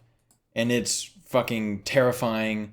It's, it's terrifying. It's animalistic. It's brutal. It's etc. So I think the film also gives a half-empty view of nature itself. I agree with that. My point was something I'm trying to think about, like right, we see here her as the narrativizer, and him as like the rational whatever. But it just seems like her like the crux of her argument is like material in nature, so they're both different narrativizations. I want to bring the discussion. I want to bring the discussion down a little bit and just start having fun, talking about the movie. But I just want to point out William Dafoe. He has such a kino face. It's so like perfect. All the shots of him just staring out. Good. And then also I appreciated how they're the only characters in the movie. Yeah. Like you never even see the doc. You never even see the doctor. You never even see the doctor like when she's in the hospital. Yeah. Like he's just referenced, So the entire movie is just about their like dialectic. Yeah. Their dialectic, their minds. It's so true. I never even thought for one moment about how like there's like a lack of world. Like world, and that it's just them, because sometimes if you watch a movie like this where there's like there aren't as many characters or whatever, like you can get kind of bored or you're not as like drawn in because it's just not dynamic enough. But this was like so dynamic and full, even with it just being them two, that like it it was very good. Something that I just barely watch Scenes from a Marriage, and I love like I love films that like something that like Troy and I had talked about before, about like this like retreat into the world of like a relationship in which like nothing is understood outside of like the sphere of the relationship or something like that. Like you cannot look at the world outside of the context of the relationship or something like this once you've like fully entered into that or something, which I think is, I mean, now that I'm thinking about it, well, I don't even know what to say about it, but like just that like as being the stage for then to talk about like the most external thing, you know, as being like nature or something, and it like it's where it like penetrates or something like that, and like the not just like the individual's relationship to nature or something like that, but like this kind of like intersubjective relationship between these two people and their relationship to nature or something, like through each other or something like that. Yeah, like a total stripping away of basically all social structures that exist around them and everything, and the only place in which they exist is like the bare, like the raw substrate of life and their two minds. Yeah. And I think if I could just bring this up a little bit so we don't have any more fun, I think it's so relevant that there's only their two minds present, and like I feel, I don't know, I want Steven to respond to this because I think he has a better grip on like various attitudes in psychology, but his modern psychological perspective seems to me to sort of imply, especially with exposure therapy, that there is only really one mind in the dynamic. As to, and where I'm more shaky is like, right, Freud is referred to as being dead and things, right? But this seems to involve more interplay between two separate minds, a psychologist and patient. Whereas I feel like the more modern view is like of patient working on like the psychologist is just a mirror, and I feel like this right, where it's like you shouldn't treat your own patients. Right, the whole you shouldn't treat you shouldn't treat your someone you love or your family or whatever it is. Yeah. Right, and it immediately just brought to mind that he is gonna fall into the abyss, you know, that he attempts to look into or whatever, and like and he is extremely arrogant and things like this. Yeah, and like his argument, "I love you," as if that is like anything but support for her claim. But right, by him being a mirror of her mind, right, like when they early in the film, the first stage, grief, like it's so fucking awesome when they're in the bed. And she is talking to him as if he's her therapist, and he is responding as if he's her therapist, and she's making multiple attempts to get him to break character, right? She's like, I don't think you care, he's dead, blah, blah. And he's like, you know, you can see the fire behind his eyes, right? But he's like, it's interesting you say that, you know? Tell me more. Or he just is quiet, right? So he wants to mirror her psychology, right? And so he just takes her into this place that I feel like is, you know, essentially a manifestation of her mind. Or at least there's obvious, you know, all these women nature things we've already talked about. And then he's just going to amplify it by mirroring her. And like, it just seems like an obvious, like, we are going to enter your mind and ultimately, you know, nothing will escape. But in my view, but I mean, maybe he escaped, whatever, you know, but I just thought that was interesting. If anything, he's going to be hurt. If anything, he's going to get hurt. Yeah. It's going to be a problem. So it doesn't even, like, whether he gets away or not, like, it doesn't really matter. I mean, he's clearly just experiencing hell. Yeah, it's interesting. So regardless, classic attempt to rescue someone who's drowning. Yeah, I don't really know how I'm supposed to respond to this whole psychologist thing. Oh, my main question to you is like, do you think would it be accurate to say that his more modern psychological attitude is one where the therapist serves as some sort of backboard for the patient, or backboard or mirror or whatever you want to say, right? They respond according to something other than their own mind. Like they respond according to some type of checklist or some type of what is the best way to respond to this, you know, according to the book, versus like maybe an older Freudian whatever attitude would be for like two minds to, right? Because he like essentially doesn't even communicate, right? He exists as a vehicle for her to communicate with herself, right? Versus, and my question is, would you say it's fair to say that that's the case? And also older psychological attitudes like Freud, who's referenced, is more of an interplay of subjectivities or intersubjectivity. Well, so what's funny is that Freud's not like, so Freud's a unique psychoanalyst in that sense, but the thing about Freud was he would have people look away from him during sessions, and he would tell them things and like bark things at them to like get them to like continue down certain trains of thought, and he would like be relatively quiet except for those commands that he would give. And then he would give people their reports, you know? He would tell them his interpretation. So, but what's funny is that that's actually what this guy is doing to some degree. He like tells her to do things. He seems to be engaging with her psyche. Like what he says isn't like just retarded. Like he's saying like, basically every time he makes a claim, it's like, well, yeah, I mean, yeah, that's a pretty reasonable claim to make, you know? That seems relatively true, I guess. But it obviously is like insufficient, and we understand everything he says is also being insufficient. But no, I think that's kind of funny though, that I think other psychoanalysts after Freud, like there's a dude named Kohut, but like basically a ton of them care way more about like touching the patient, letting them cry, like resting their heads in your lap as you cry, you know, psychoanalysts, like, and so like there's like this huge like divergent thing for psychoanalysis in that sense. But yeah, I think this guy's actually embodying the most male logic psychoanalysis at its incipient stages, which was Freud, which was a more barking thing. But what the way in which it's insufficient is that he's also trying to be this like partner for her at the same time, and so it just won't work. Well, yeah, you know? when Like, he's not. yeah. And also, he fails to consider that she might be. I mean, just the more fundamental thing is that he fails to consider that she might be reacting to something that's real, as opposed to just like. Yeah. But Yeah. if I could, I just wanted to point out something that like a thought I had earlier when we were talking about her like seeing the child die or whatever and choosing not to intervene. I just thought that it was interesting that it's like it's not as if she pushed the kid out the window, it's that she could have intervened in this like accident, you know, like this child doing something unintentionally, like killing itself, you know, and that she like allowed like nature or chance to take its course or something, knowing that the child was gonna fall out the window or something like that, rather than like directly causing it, right?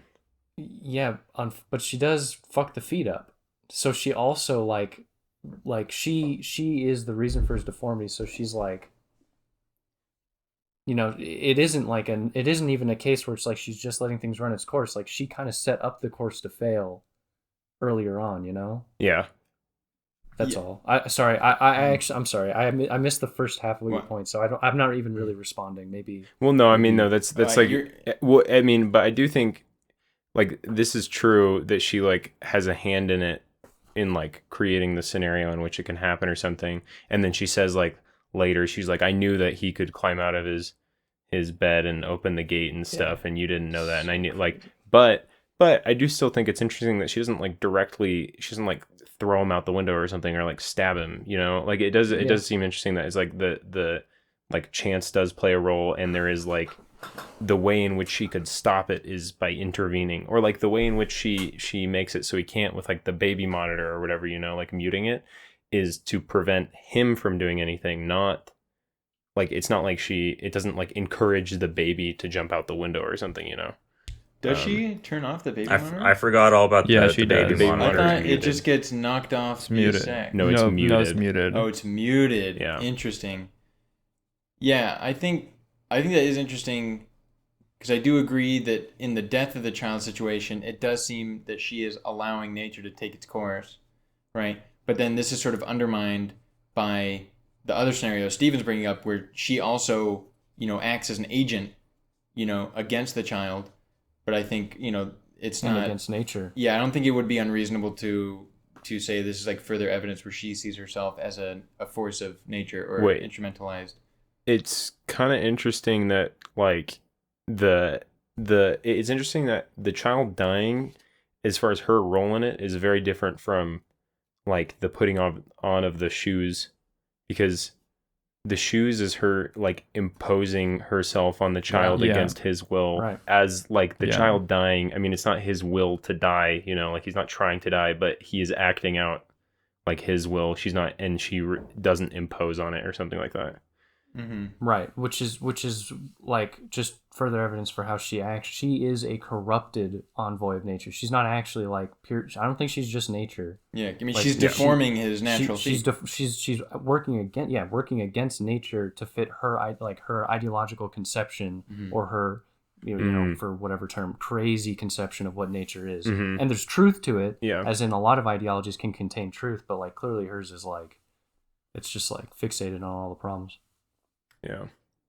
and and just real briefly, and we are entering her mind in Eden, so it makes sense that the film we're presented with, insofar as it's a presentation of Eden, which is her mind, is going to be a negative view, and it's gonna like be most of the negative aspects of nature and stuff. Like that doesn't mean Trier like thinks these are in total like like encompassing like the film itself doesn't even try to claim that these are all the encompassing things of what it is for nature to be. Instead, it's just showing you all of her radical interpretations of nature and stuff. So I don't. Yeah, that's just to like backtrack on the back up a little bit on the whole claim that she is nature and all of this is correct and whatever. Any claims like that, you know, it really is like her nature slash, and in many cases some reality to it, but it is grounded in her.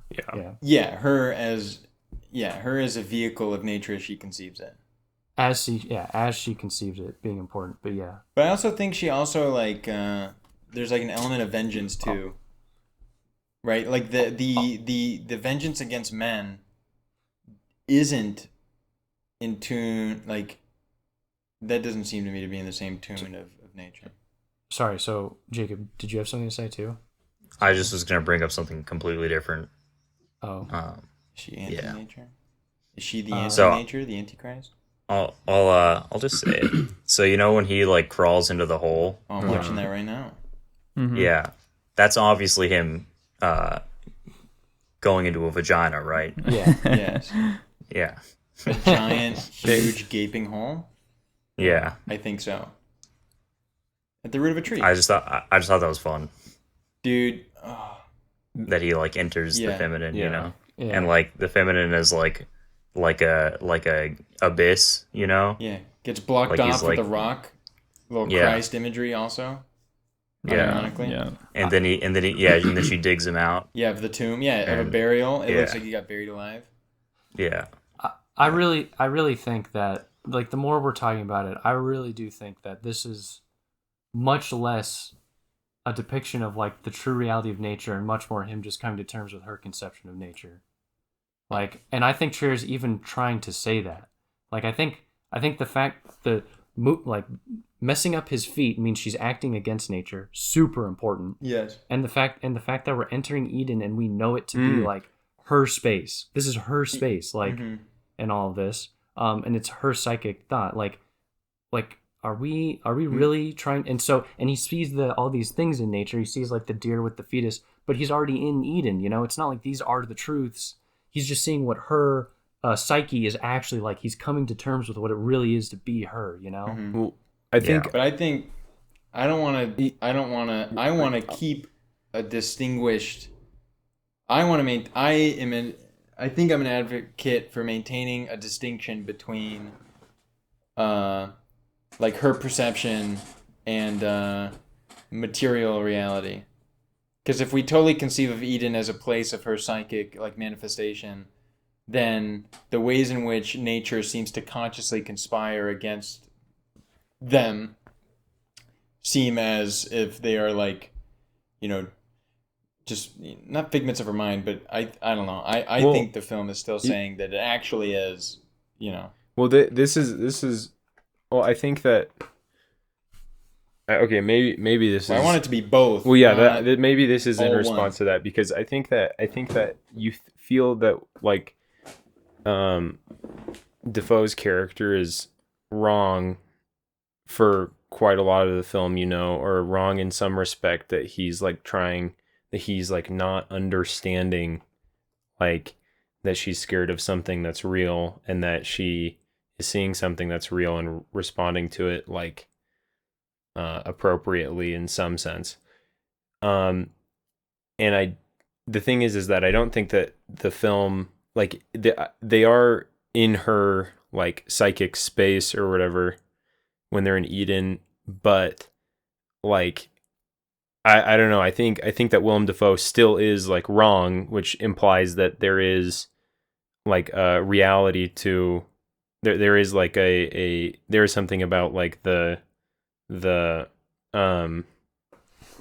is something about the world that that is not just her, or maybe it is still her psychic or or her interpretation of like nature or whatever, but it still is correct enough that like Willem Dafoe can still be wrong. Like I don't think he's just wrong in the context of her interpretation of nature. I think that he's like wrong, No, but the point is that it implies that there is still nature and not just her interpretation of nature, which I don't think. I mean, Stephen, I don't necessarily think you were saying that, but that was more as like a synthesis of what Troy's saying and you're saying. Well, how about this? I mean, you imagine, so Trier's depressed while he's making this or whatever. He's probably interacted with therapists, right? Throughout his depression. Maybe not, but maybe we can assume he has at some point, right? Or something, even briefly. And maybe he talks about it somewhere. I don't know. Why would you assume he's cringe? But what was I going to say? Sorry. Like, when you go to see a therapist, like, has anybody here been to a therapist? I have. Not that I'll admit to. Did you feel like they got it off the bat? Did you feel like they really got it? You No. know, whatever. Yeah.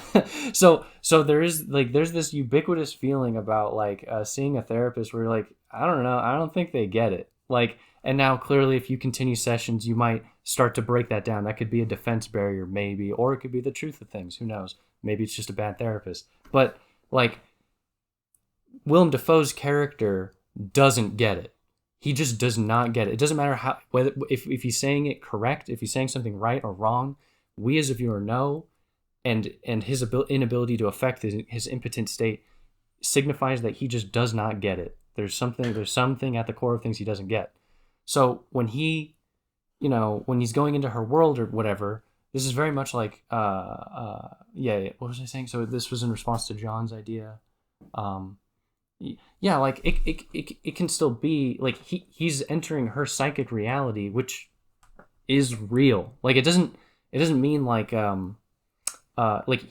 he's coming to terms with like the breadth of human experience or something like that, or including her suffering, like in particular her suffering, and like he's truly giving himself into it, like he's falling into the pit, the abyssal pit, right? And like maybe that's why what you were saying earlier with Troy with the therapist, like there's like a doomed for failure thing insofar as you shouldn't treat relatives, right? All I'm trying to say though is that this world can be any claims about like the truth of nature or something like that. I don't think that necessarily has to be the case external to her. So like when he encounters her and gets to know her and understands her problems, the guy Willem Dafoe is understanding like the truth of her psychic reality. It's not like he's just talking to a batshit crazy person. There's like truth to it. I actually don't expand outward nearly as much as Troy does. I think is the major difference. Could I? But I still believe it as real. Like there's still reality to it. One thing that is a part of this. Before we were talking about this change of when we realized the whole deforming the kid's feet, like on purpose or whatever, putting the shoes on the wrong feet, or like this, like her imposing herself on something that like doing something unnatural or whatever. I think that it's interesting because that is the, like in this new context of just what we've kind of established about like if you're to take it as like they're in a sense dealing more with her interpretation of nature as opposed to like nature itself or something like that, or if they're kind of the same thing, et cetera, but it is like more contained within Eden as being her Eden or something like that than the her doing that to the kid. I think is like the realization that you're further inside of that Willem Dafoe is like I don't know, you have all these things with like the acorns on the roof and stuff, and then like the weird bugs on his hand and stuff, and like all this stuff of like kind of this like nature that he's kind of like refusing to point at and be like, he's refusing to totally acknowledge, and that he's afraid of it and that it's real and that it's rational or something for him to be afraid of it, because it admits like failure of his rationality or something, or like the worldview that he's purporting and trying to impose upon her. and that so you have all of that, and him like coming to terms with that, and then the point of realization that he like is also that like the nature that he's like kind of afraid to recognize or something, and that the nature that she is afraid of or something. Gosh, how am I trying to say this? Just that he's like that she's like imposing herself on the child or whatever, and the realization of this, that she's like acting against nature in this way, is like a moment when like he realizes like the separation between like this thing that he's fearing and like the reality that that he's inside of, that is her Eden or something like that. Does that make sense? Like, and that's when I feel like there becomes that, and that's when there's like the turn of her being like totally crazy or whatever, because it's like it suddenly there's like a separation between like this thing that he's coming to realize is real and her interpretation of it, and seeing like some kind of separation in those or something like that. Maybe, I don't know if I'm saying that right. That is so not being said well. I'm so sorry. I was totally tuned out. I tried. I tried for the most part. I have no fucking idea what you're talking about. Yeah. But at the end, I do agree that that the reveal of the first reveal is really the handwriting, right? But it doesn't really matter if it's the handwriting or the baby feet. The handwriting. The handwriting is the so handwriting awesome. happens So before awesome. the baby feet. Yeah. So I think that's the first reveal. But what is revealed is what I think is what you're saying, is that the distance between his psyche and hers is revealed to be insane, right? Like the distance, like they know, like the Venn diagram is thought to be mostly overlapping, but turns out she's in a different galaxy of psyche. Yeah. And it's like, whoa, oh my gosh, like I actually have no idea what she is experiencing, and that's what's scary, right? But I wonder. Well, now he gets it a little bit better. Yeah. Now he gets it a little bit better. Gets that he does not get it. Right. Finally. I liked your discussion of Stevens, whether or not it was, like, do they really get it, right? And I agree with this thing, right? And I wouldn't be surprised if this is a film that Lars just made to show his therapist, to maybe the therapist will now get it. But I think it's important if we think that Willem Dafoe at the end gets it. And I think my vote will. I don't know exactly what I think, but I think him murdering her is instrumental to him coming closer to getting it. Agreed. Right? Because He's- the well, murder and- moment is. It just seems like the murder moment is so. Yeah. Yeah, but then right. after he murders her, like he enters into like this very mystical looking world, like similar to how she could have been experiencing life, like the ground isn't on fire, but it's like made of like all these fucking like people and shit, Yeah, it's this weird, the place, and like all the while, as soon as she snaps, everything becomes foggy, right? And I think that's relevant because in the end it's foggy, but it's also as in the beginning. It's the same song. It's the same song, the same black and white. I think it's still under discussed, or at least by us at this point. But anyway, I wonder if he gets it, and like if it's gettable. Like, is this gonna be in the same category as Marionettes, where ultimately he cannot get it? And if not, like, why make the film? Because I feel like the film is an attempt in some sense for us to get it as well. Yeah. So the question is getting it like getting it, or is it getting the fact that you won't get it? Like both are in some sense a revelation and bring you closer to something, right? Yeah. Like you either get it or you understand that you won't get it, which is a revelation in itself, And I think it can be reasonably argued that he fits either one. I don't know which. Yeah, it's tough because it seems like there's a very obviously strong argument for that you cannot get it, and at the same time, when he kills her, like he that's cannot. so important. Yeah, the kill. Maybe we can talk about the killing, but it seems clear that he cannot get her, right? Like he cannot envelop her. He can only destroy her or something like this.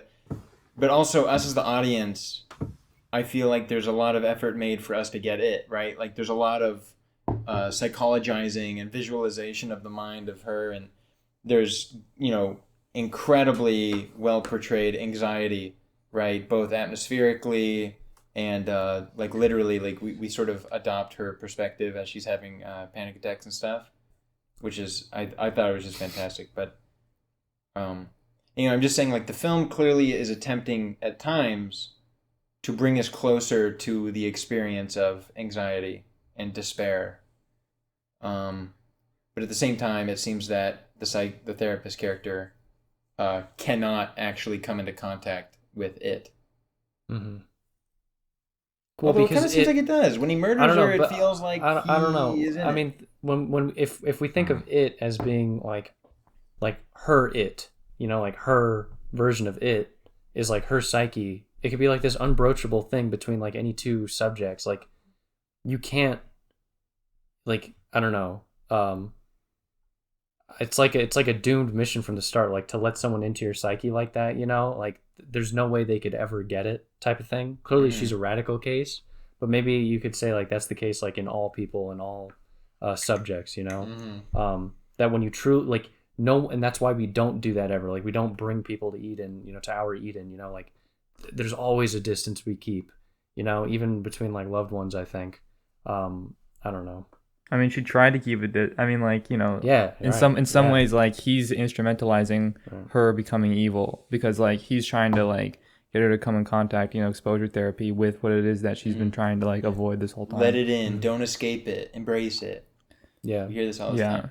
And she and it's funny because it's about him in a sense because he's trying to get into it. Yeah, he's trying to understand it.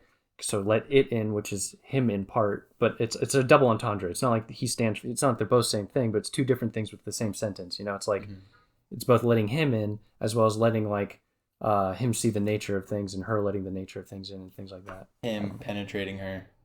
I do think he gets it. By the way, I'm officially on the classic movie about all these different things, but ultimately it's an act of communication from one character to another, where she had to get murdered by him in order to communicate to him what she was experiencing, which is this animal rage. I think the ending scene indicates that he gets it. Like the environment that he's in, I think is like an adoption of. Well, he's eating berries too, like knowledge. Yeah, that's right. Yeah, he is eating berries, and I agree. Yeah, he is in this. Like this very like this like he's not in like a world that feels material. Like he's in this very ethereal. He's in hers. Like place. You're right. He's in hers. That's right. Dude, the opening sequence. No, sorry. Go ahead, Jacob. Epic. You're gonna say something. No, you say. I was just gonna say that the opening sequence is so beautiful. Hot. It looks so insane, and I'm gonna steal something that Troy brought up at one point a long time ago when I first watched it, which is when you have the shot of PP and Vivi. Whoa! But then come on, man. Come on, man. Yeah, man. but when you have the this like it's cock and pussy. Yeah, but when you when you have that shot or whatever, nice. The it like shows you that what the rest of this film, like it immediately sets the stage for this film being like something totally personal and like private and intimate in a way that like another film like it just throws you directly into like this way too intimate space or something like that, and is like this film is gonna be about like this this level of intimacy or whatever that is going on with like nothing else, something. And it almost speaks to the previous conversation, but it's like something that you should not have access to, something you shouldn't see, something private and kept away. And like, it's so true. It's such a great opening scene. Maybe we could just talk for a long time about the craft, but like, it hasn't really been talked about how the film feels, especially at various times, but like, it's just so fucking insane and so well done. It's so crazy. all the highly composed shots mixed with Yeah, this crazy realism. Dude, when I wrote this down as like an idea I want to steal for making something, but when they're having sex in the room and she bites him, Mm-hmm. that is insane. When not necessarily content wise, obviously it's crazy she bit him, but like, were you scared? Was it like, whoa, I mean, it kind of is intense. Were you talking right? about? And You're it's talking this about guy- when they're like kind of like giggling and stuff, and it's all like Yeah, fun they're and happy. giggling and shit, and that then part, and then he it goes, feels, "Ah!" yeah, it feels so good. But there's no cut. And There's no then- anything. It's realism through and Yeah, through, and then she and you bites him. never see that. I was scared. I thought some shit was gonna. Right? Yeah. It's scary. Seriously, when was the last time there was a shot where you got scared, and there was no cut immediately before or after? Like, it just continued through, and there wasn't any audio work. There was not, right? It's just him yelping like a little animal. Yeah, it's because it's really There's all it's really sorts like of stuff like this. So it really insane. is like so like that like moment or whatever. Like there has to be some like crazy level of like trust. I don't know. Just them like I don't know. They're just like tickling each other or whatever. And they're just naked, and then she just bites him, and it's like such a violation or something. Like the naked. I mean, all the sex stuff is so crazy. Yeah. Like I do find myself thinking about the actors. It's like, damn, these guys are pros. Yeah, Charlotte yeah. Gainsbourg needs to be referenced by name. She goes so Oh my hard. gosh, insanely hard. She Yeah. does so well. I mean, like this shoddy looked so yeah, depressed. she's incredible. Oh my god, what a good job, right? Like, She is one of the I'm Well, she doesn't a need to massive, act. All she massive needs to do fan. is just be a woman. Massive fan. Charlotte is an absolute master, and worth noting that she is also the protagonist in a different Trier film yeah, called Nymphomaniac that's like 5 hours long and extremely good in my view. she also I think was in a fragrance. She was like either the Prada woman or the some fucking like a Saint Laurent woman, like how they have like one mascot actress. Mhm. No, I did not. All of these brands have like or many some of them Spokesperson have or multiple, whatever. but yeah, a lot of them have one where they just have them in the ad, and they're for like 5 years. They're Yeah, that yeah, one, yeah. A Capital One. she's one of, I forget which brand, but I saw her in an ad and she was one of them. Kind of cool. Dude, No, yeah, It's interesting to know that she plays. Oh, I don't know if that's just the Well, Melancholia, the character she plays in Melancholia. Oh, that's right. That's right.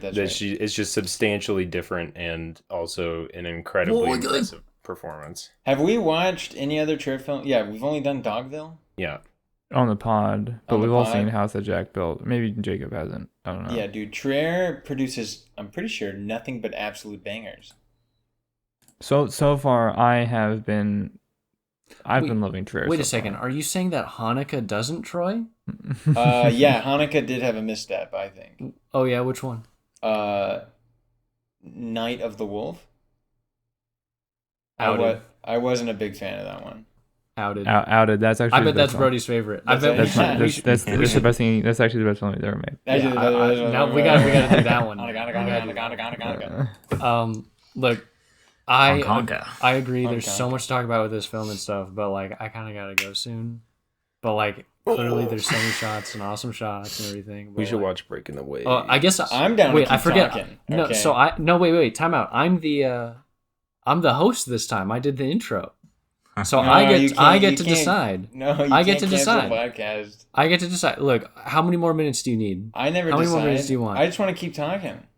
Oh my god! You can leave. You don't have to bro. stay. You don't have to See, stay. you can go. You're What about such when a he- I want to give my final thoughts. I want to give my final thoughts now, Well, man. is he? Well, hold on. Look, Whoa, let's time read the out. room. Time. I'm willing to I'm go not gonna longer, do a but we podcast are for we are at. myself. I'm willing to do a bit more time, but we are at 2 hours and 15 minutes right now. Yeah, No, We're we're at not. we're at 2 hours. time Oh, limits. we're We're at at 2 we're at hours. Time 150. We're limits at no longer one. exist. Hour My bad, my bad. 56. I'm just looking at. I just 53. thought about the Yeah. 2:30 time limit. Time limits aren't real, and look, I obviously can't do it myself. I'm just expressing my vote for continuing, but also you don't have to stay the whole time. And also, if no one else wants, if people are kind of feeling down, that's that.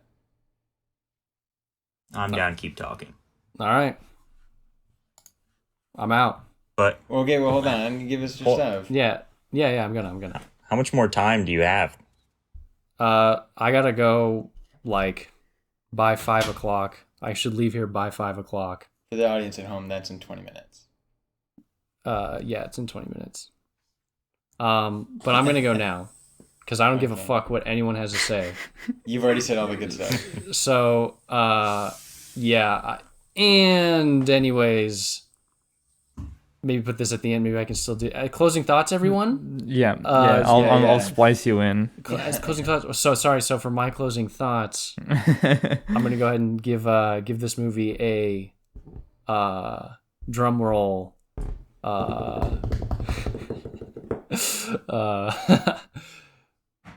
4.2. A 4.2. It's a great movie. Everyone should go see it. I just wish he hadn't fucked up the ending. Yeah. So true. Oh my god. No. Yeah. Anyways, like I was saying at the beginning, and I guess now we're all going to talk about it. Okay, now they're going to talk about while I'm leaving is just how awesome, how much there was. When I was mentioning in my opening thoughts, I was like, there's like, what the fuck was it? There's so many different ways that things are achieved in this. It's like if you imagine a painting, a mixed media painting, you know, but without just being like this sporadic, you know, crazy zany thing. Mm-hmm. It's like the dream sequences, the hazy things, these things which aren't even dreams. They're like they're just like crazy, you know, the black and white like cryptic stuff. The opening shot where it's like just this, you know, music and everything. It's silent, you know. There's so many. Oh, and then there's the interiority where it's like a flashback with the child like playing. There's so many things in this film. I think that's like one of the coolest parts and why it's like so engaging actually is just how like big it feels. Anyways, yeah, I'm gonna go. I'll save this file, send it into the editor. Yeah, thank you. Or to the editor. To the editor. Thank you for sending that to the editor. Thank you to the editor. Thank you, Ranjesh, I was for gonna editing say- podcasts. It's our editor, Ranjesh. Yeah, Raj Mahindahar.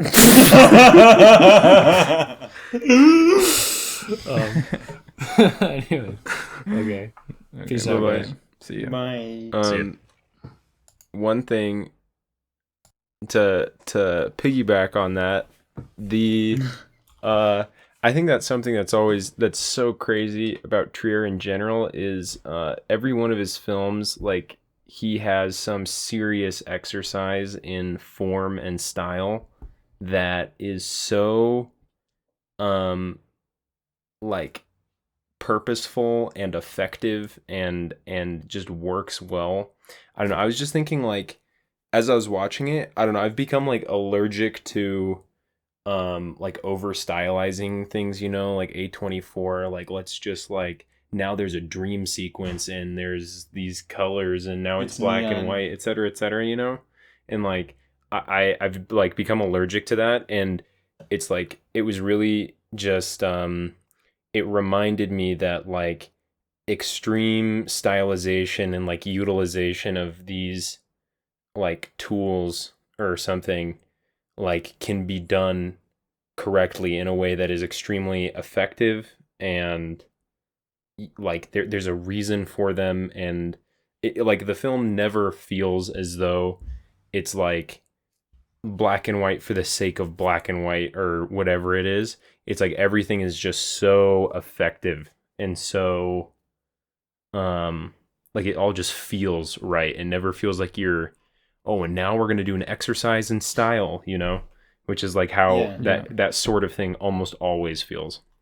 And yeah, it always feels like it's engineered for that someone can say, I love the cinematography. Yeah. Like, or it just doesn't, it ultimately feels non-communicative. Whereas like I love, just for an example, when she's walking from stone to stone and really good. mid-walk, there's this crazy shot of it looks like you're back in the forest, which we've seen multiple times before, where it's kind of hostile forest lit by one moving extremely bright light. So it looks like you're back in the forest. Insane. It looks like you're in the forest and like the woods, and then all of a sudden her foot comes in, and you realize it's actually a macro shot under the leaves, and it's her bare foot, and it's exposed to what you were just thinking of as like a large, expansive, what's in the shadows forest. and like all this stuff, right? It's not just wow, you know, Dude, it's so awesome. Yeah. lots of foot imagery in this one. Because you remember he knocks Yeah. the bottle over with his foot. The kid's foot is messed up. My feet are burning. That's true. My feet.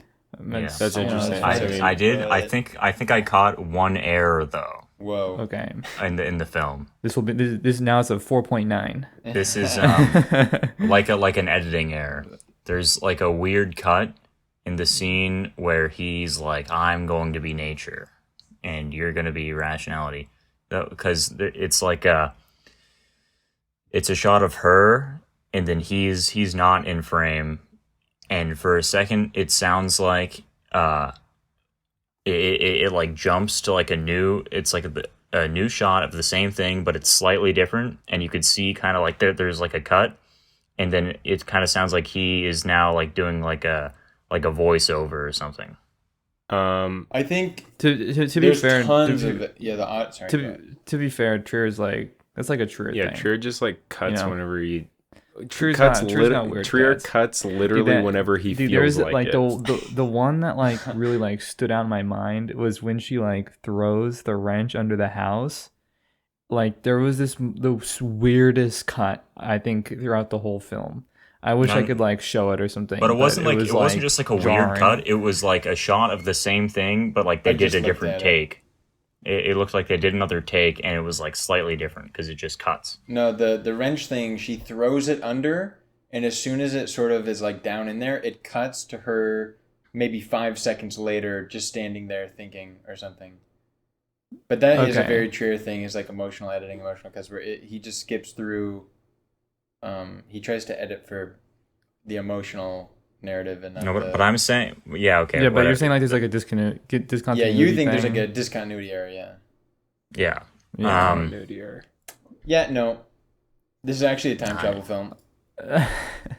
No, He it's actually not. did it No, on it's not a purpose. discontinuity. It's the same scene. He's like mid sentence, but then it does a cut to a different, to a new shot of the same thing.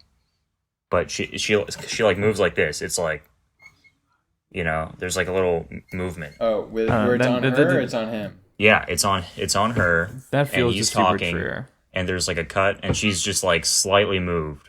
So you know, it seems like they did another take because something went wrong or whatever, and so she's just like ever so. That's how it looked. I don't know if it was like a stream thing that like it jumped a little bit, but it looked like it was a cut. I like when she smashes his penis and then jerks it off. Yeah, well, what does it mean? He jizzes blood. Yeah. Yeah, and it's all over his Dude, shirt. it's so gnarly. Like, Dude, so Oh gnarly. my I like that he gosh. passes out, and it just is like maybe the best. Like, you could have imagined. I mean, maybe for the plot, he had to go unconscious so she can put the thing through his leg. But I remember being so like right when she does it, it's like, ugh, and then his unconsciousness Is like relieving. only. Well, no, I think it's actually better than him writhing around, because we get plenty of that later, and I feel like his unconsciousness just serves, like, he does not wake up for his leg getting a hole drilled through it. you know? yeah. I feel like it just serves as like this weird presence, as a reminder of just how insanely painful it must have been for his like pelvis to get chopped by that wood, you know? Mhm. Like, it's so painful, he passes out, and not even, you know, he passes out so hard that he doesn't get woken up by her drilling through his leg, you know? Mhm. And then, There's and a- then he pisses blood, she jerks it off. It's just like, she just acts so, it feels compulsive.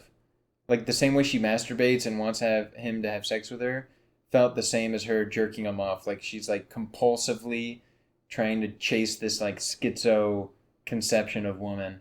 Yeah. Like, oh, I'm gonna jerk you off.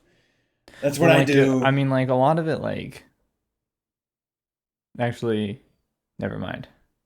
Cut Okay. that. I was about to say something. Not right. I love Willem Dafoe. Yeah, one of the photos are And- so Charlotte Gaines. I Dude, love every- the body doubles. You guys, every time- hopefully you guys you know that, right? Yeah. I mean, I know What? you know that, but like, you never actually see Willem Dafoe's penis. Yeah. Okay, William but it is a real Defoe. penis. William Defoe. I will always associate with the Green Goblin. Because the first time I ever had like a favorite movie in consciousness that I've seen a million times was Spider-Man 1. So Willem Dafoe will always be the Green Goblin to me. Yeah. Chaos Reigns. Dude, so epic. Oh my god. Dude, when that happened, I was like, dude, it really what the it fuck? really is so dude, that part is so insane, dude. Like just Yeah. the watching it fox right now. eating itself and like oh Yeah. my gosh. It's so like I love that it's like Bro, the deer. Dude, I that love deer. just all these like just hellish images of just like nature, you know, like that one like when she's doing the walking exercise, you know, and like with the shot that we were talking about earlier, and then Yeah. she's like, okay, I made it, and then suddenly she just looks up and the camera just pans, and then it's just like this insane series of events with this like baby chick it's not just a baby chick falling, it's a baby chick falling, getting eaten by ants, and then it gets picked up by a hawk, like presumably like its parent, maybe, I don't know, and then like gets dude. And it's just I took it Yeah, as well- food. I thought it was like No. someone else getting dinner. So, Dude, I don't because know. like Either way, all of so all the horrifying. animals, it seems like all the animals have some like parental relationship. Like the deer has the dead doe or whatever, the dead Yeah. deer hanging Yeah, out of it. that shit was Yeah, crazy. so And gnarly. like, didn't the fox have like a parent fox? Like it was like the baby fox, and like the parent fox was like over it while it was eating itself, and like the parent fox. I just watched the fox thing. It's only one fox. No, I eating swear itself. there were two foxes. Well, there's more than one fox in the movie, but this scene where it's in the Dude, grass. why has it got a bell on it though? Anyway, well, it's a baby then fox there's anyway. there's the obvious one where like they're under the tree that's like raining acorns, like that's like the offspring of the tree, and there's Yeah. like, you know, it's always above them. And I wanted to talk about that because I felt like that was interesting because she describes it as something that seemed like instrumental in her coming to her view of like the situation. Dude, yeah, But like it's like that. this Like tree what was that- it? It was like the oak tree- like nature, like death or something. So- What the hell did she say? So she talks about how the oak tree, in order to propagate, only needs to reproduce once every 100 years. Mm-hmm. But all these acorns, right? But nature has willed it such that like thousands of acorns, dropping down, and so all she hears when the thud of the acorn is like the thud of her child hitting the ground. And then he's like, "Shut the hell up, acorns!" dude, I know. Don't actually produce trees. That is like probably one of the most extreme examples of him just like totally bluntly not understanding. Because it's like the thing is like he is like understanding it totally like literally as like she's like crying over acorns, and not as like her understanding like this totally real thing through like this like metaphorical mode or something, and it's just like that is one of the times where you're really just like, oh my gosh, you could not be more like just an idiot, like for Willem And Dafoe. isn't he even wrong? Acorns do. Sorry, I don't mean to interrupt. But acorns are seeds. They are. Yeah. So what does he say? He say, well, the acorns don't make. I think he just says something I like could be totally they off don't, base like, here. They don't like it's not the same thing as like a person dying or something like that. Well, I don't This know. movie I just made me- remember. I just remember that. I don't think an acorn is a seed. It is. It contains a seed.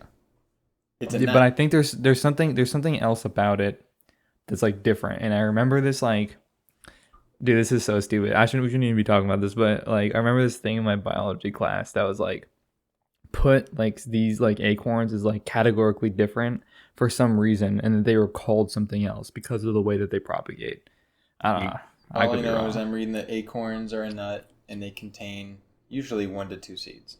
Guys, I'm gonna I need to I don't know if you guys want to keep talking for another hour or something, but I gotta go. I'm down to wrap things up. I just want to say this movie made me afraid of sex. So true. Yeah. Yeah. So true. This movie made me afraid. Dude, it of makes women. me dude, I went to the gas This movie station. made me I went to afraid. the gas station like after, I just went outside, and it's like the movie just makes you like just, I don't know, man. It just makes me so anxious. Like, it just makes me like just nervous about like everything, whether or not it's like any of the things that were represented in the movie. Like, I'm scared about getting like just like stabbed or something, you know, as like I like go to the gas station, or just like I'm gonna get in a car crash, or like, I don't know, man. Yeah. Before You know. before no, go ahead, Troy. I was just like, I yeah, also- this movie made me afraid of women and sex. Yeah. So basically. true. The So other. true. So true. I also want to say before you wrap, or I don't know, I have a comment that maybe is meta. It's not about the movie, but like, I think obviously the movie rocks. I think there's something about like there's no I don't know any other movie like this that like is even in the same like league in terms of accomplishing what it does. And I feel like with the scores or whatever, I was just thinking earlier. I'm mostly just commenting on my own thoughts that I heard earlier. But I feel like there's a drive to not give this movie some extremely high score because it doesn't seem to be like explicitly positive. I disagree. I and think I don't it know is. why. I didn't come out of the film feeling like, dude, something about Trier being so like Christ pilled Yeah. and God pilled makes me like always have faith in his filmmaking that it isn't overtly negative. Like similarly to Dogville, you know, like Dogville's like kind of Dogville's like exact like total yeah, misanthropy. but like I don't know, something about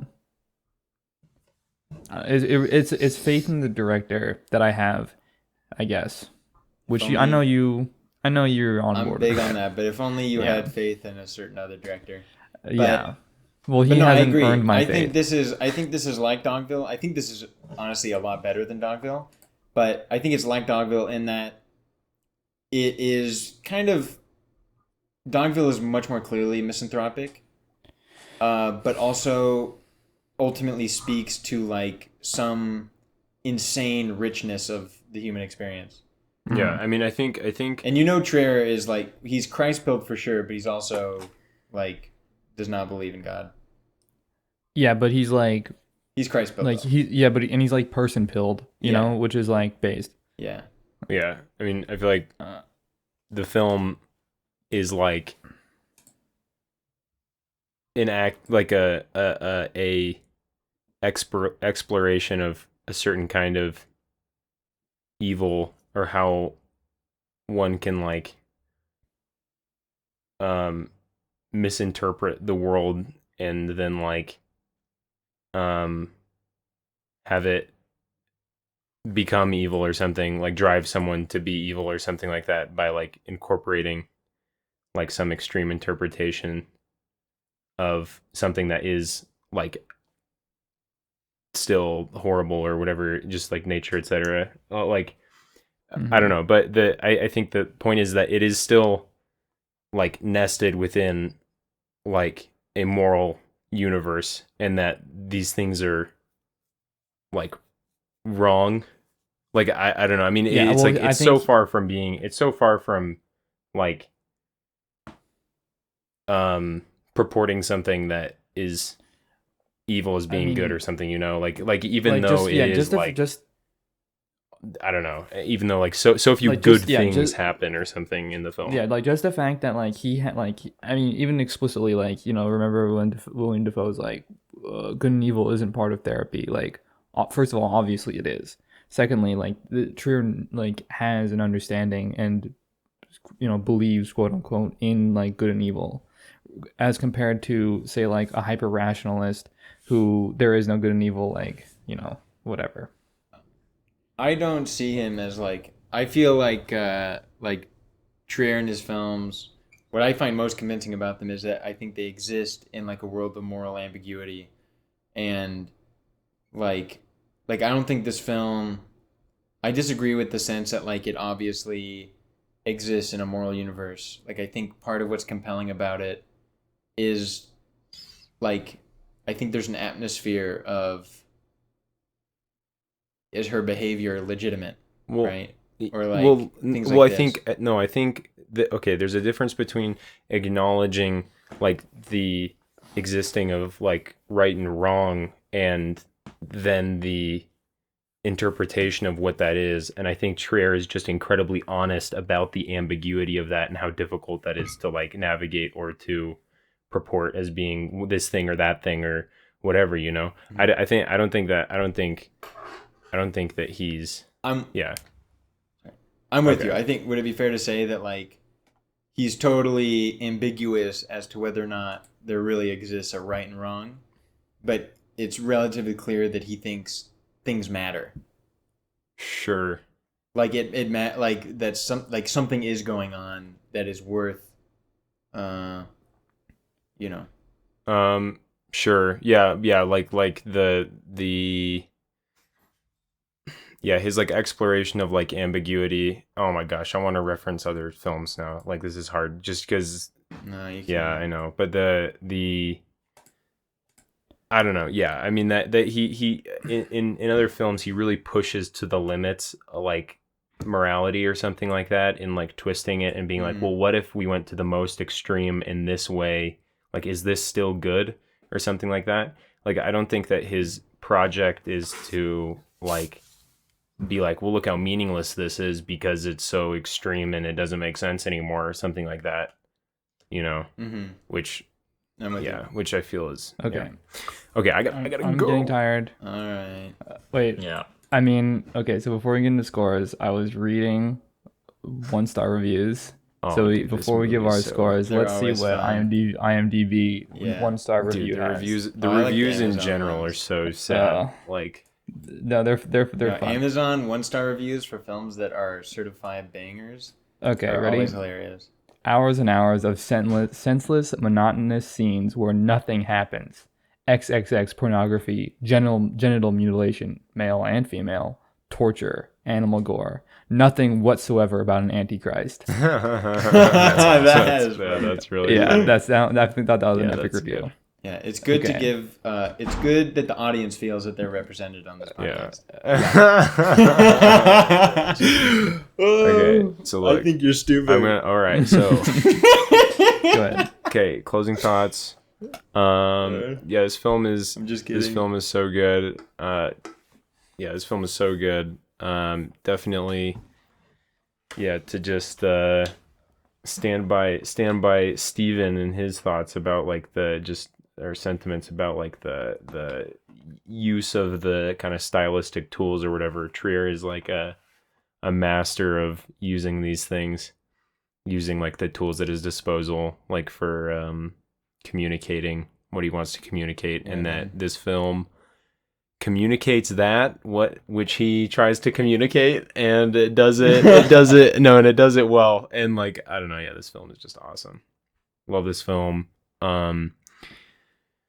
Give it a 4.4. Mine's easy. 4.4. 4.7. 4.7. Banger. Yeah. That's it. Whoa, If I is could, this I give Brody's it. highest? I would give it a. No, I think it's Dogville's my highest, but I What would is? put Dogville. Dogville is my highest, but I'd put Dogville.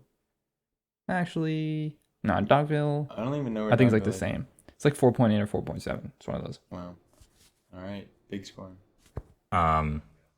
So yeah, this movie was awesome, jam-packed with symbols, jam-packed with intensity. Action. You know, we got a minimalist approach here with the just two characters. We got a dialectic going. It's insane. Okay, there's evil shit happening. Penises are getting fucking smashed. Okay, clitorises are getting cut the fuck off. All right, nothing is being left out in this film. We're going to fucking Insano Town, and we're just shaking and having chills. So yeah, insane movie. I'm gonna give it a 4.3. Nice. Nice. Wow, all these banger scores. I hope Elsmore's. I hope that is the intro because. Yeah, I agree with can't everything influence. Elsmore said. To put it succinctly, this is a film of enormous power. This is a very powerful film, and you are gonna lose. if you try and fight this, Oh, don't recommend Submit it, to buddy. nature. I thought you were gonna say I was gonna lose the contest of who gets the movie the most. Oh, You'll lose the are. contest Score. against You nature. are. Fuck, You will. I'm giving it 4.9. dude, not fair. I give it a 5. I give it a 5. You want to give it a 5? No, I don't want to give it a 5. Okay. I just really wanted to win. All right, guys. Yeah. Okay. Good pod, Audience? everyone.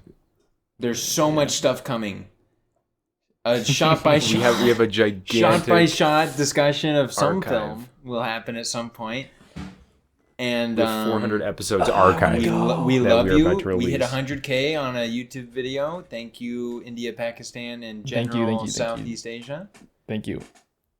We love our Czech Republic audience. We know you're out there. You're one of the only nationalities really supporting us. Do we have any more shout outs to the audience? Shout out the people who don't. Shout out to the men, people who don't because watch I the don't movies. think- They just listen to our podcast and then talk about it with their Yeah, friends. you're crazy. Shout out to that guy from Twin Peaks. Oh yeah. What's his name? The actor Dale. Oh, Dale to McConnell. Jake Kyle Gyllenhaal. McLaughlin. That's nice. Shout out to Kyle McLaughlin. Okay. Hold on. Shout out to all the men.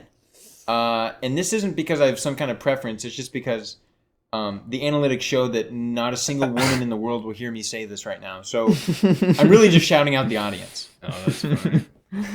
Just That's kidding. funny. We know those. Okay. We know. That's We know funny. somebody's That's gonna. We know our. Just our kidding. A woman A eventually will woman. when we A blow woman will up. watch / listen to the podcast. Yeah. Yeah. And she's gonna be. They're gonna be beautiful, really good. Like Once we they're capture all gonna the be Red Scare wonderful listeners. women. Okay. All right. Goodbye. Bye. Bye. Bye. Bye.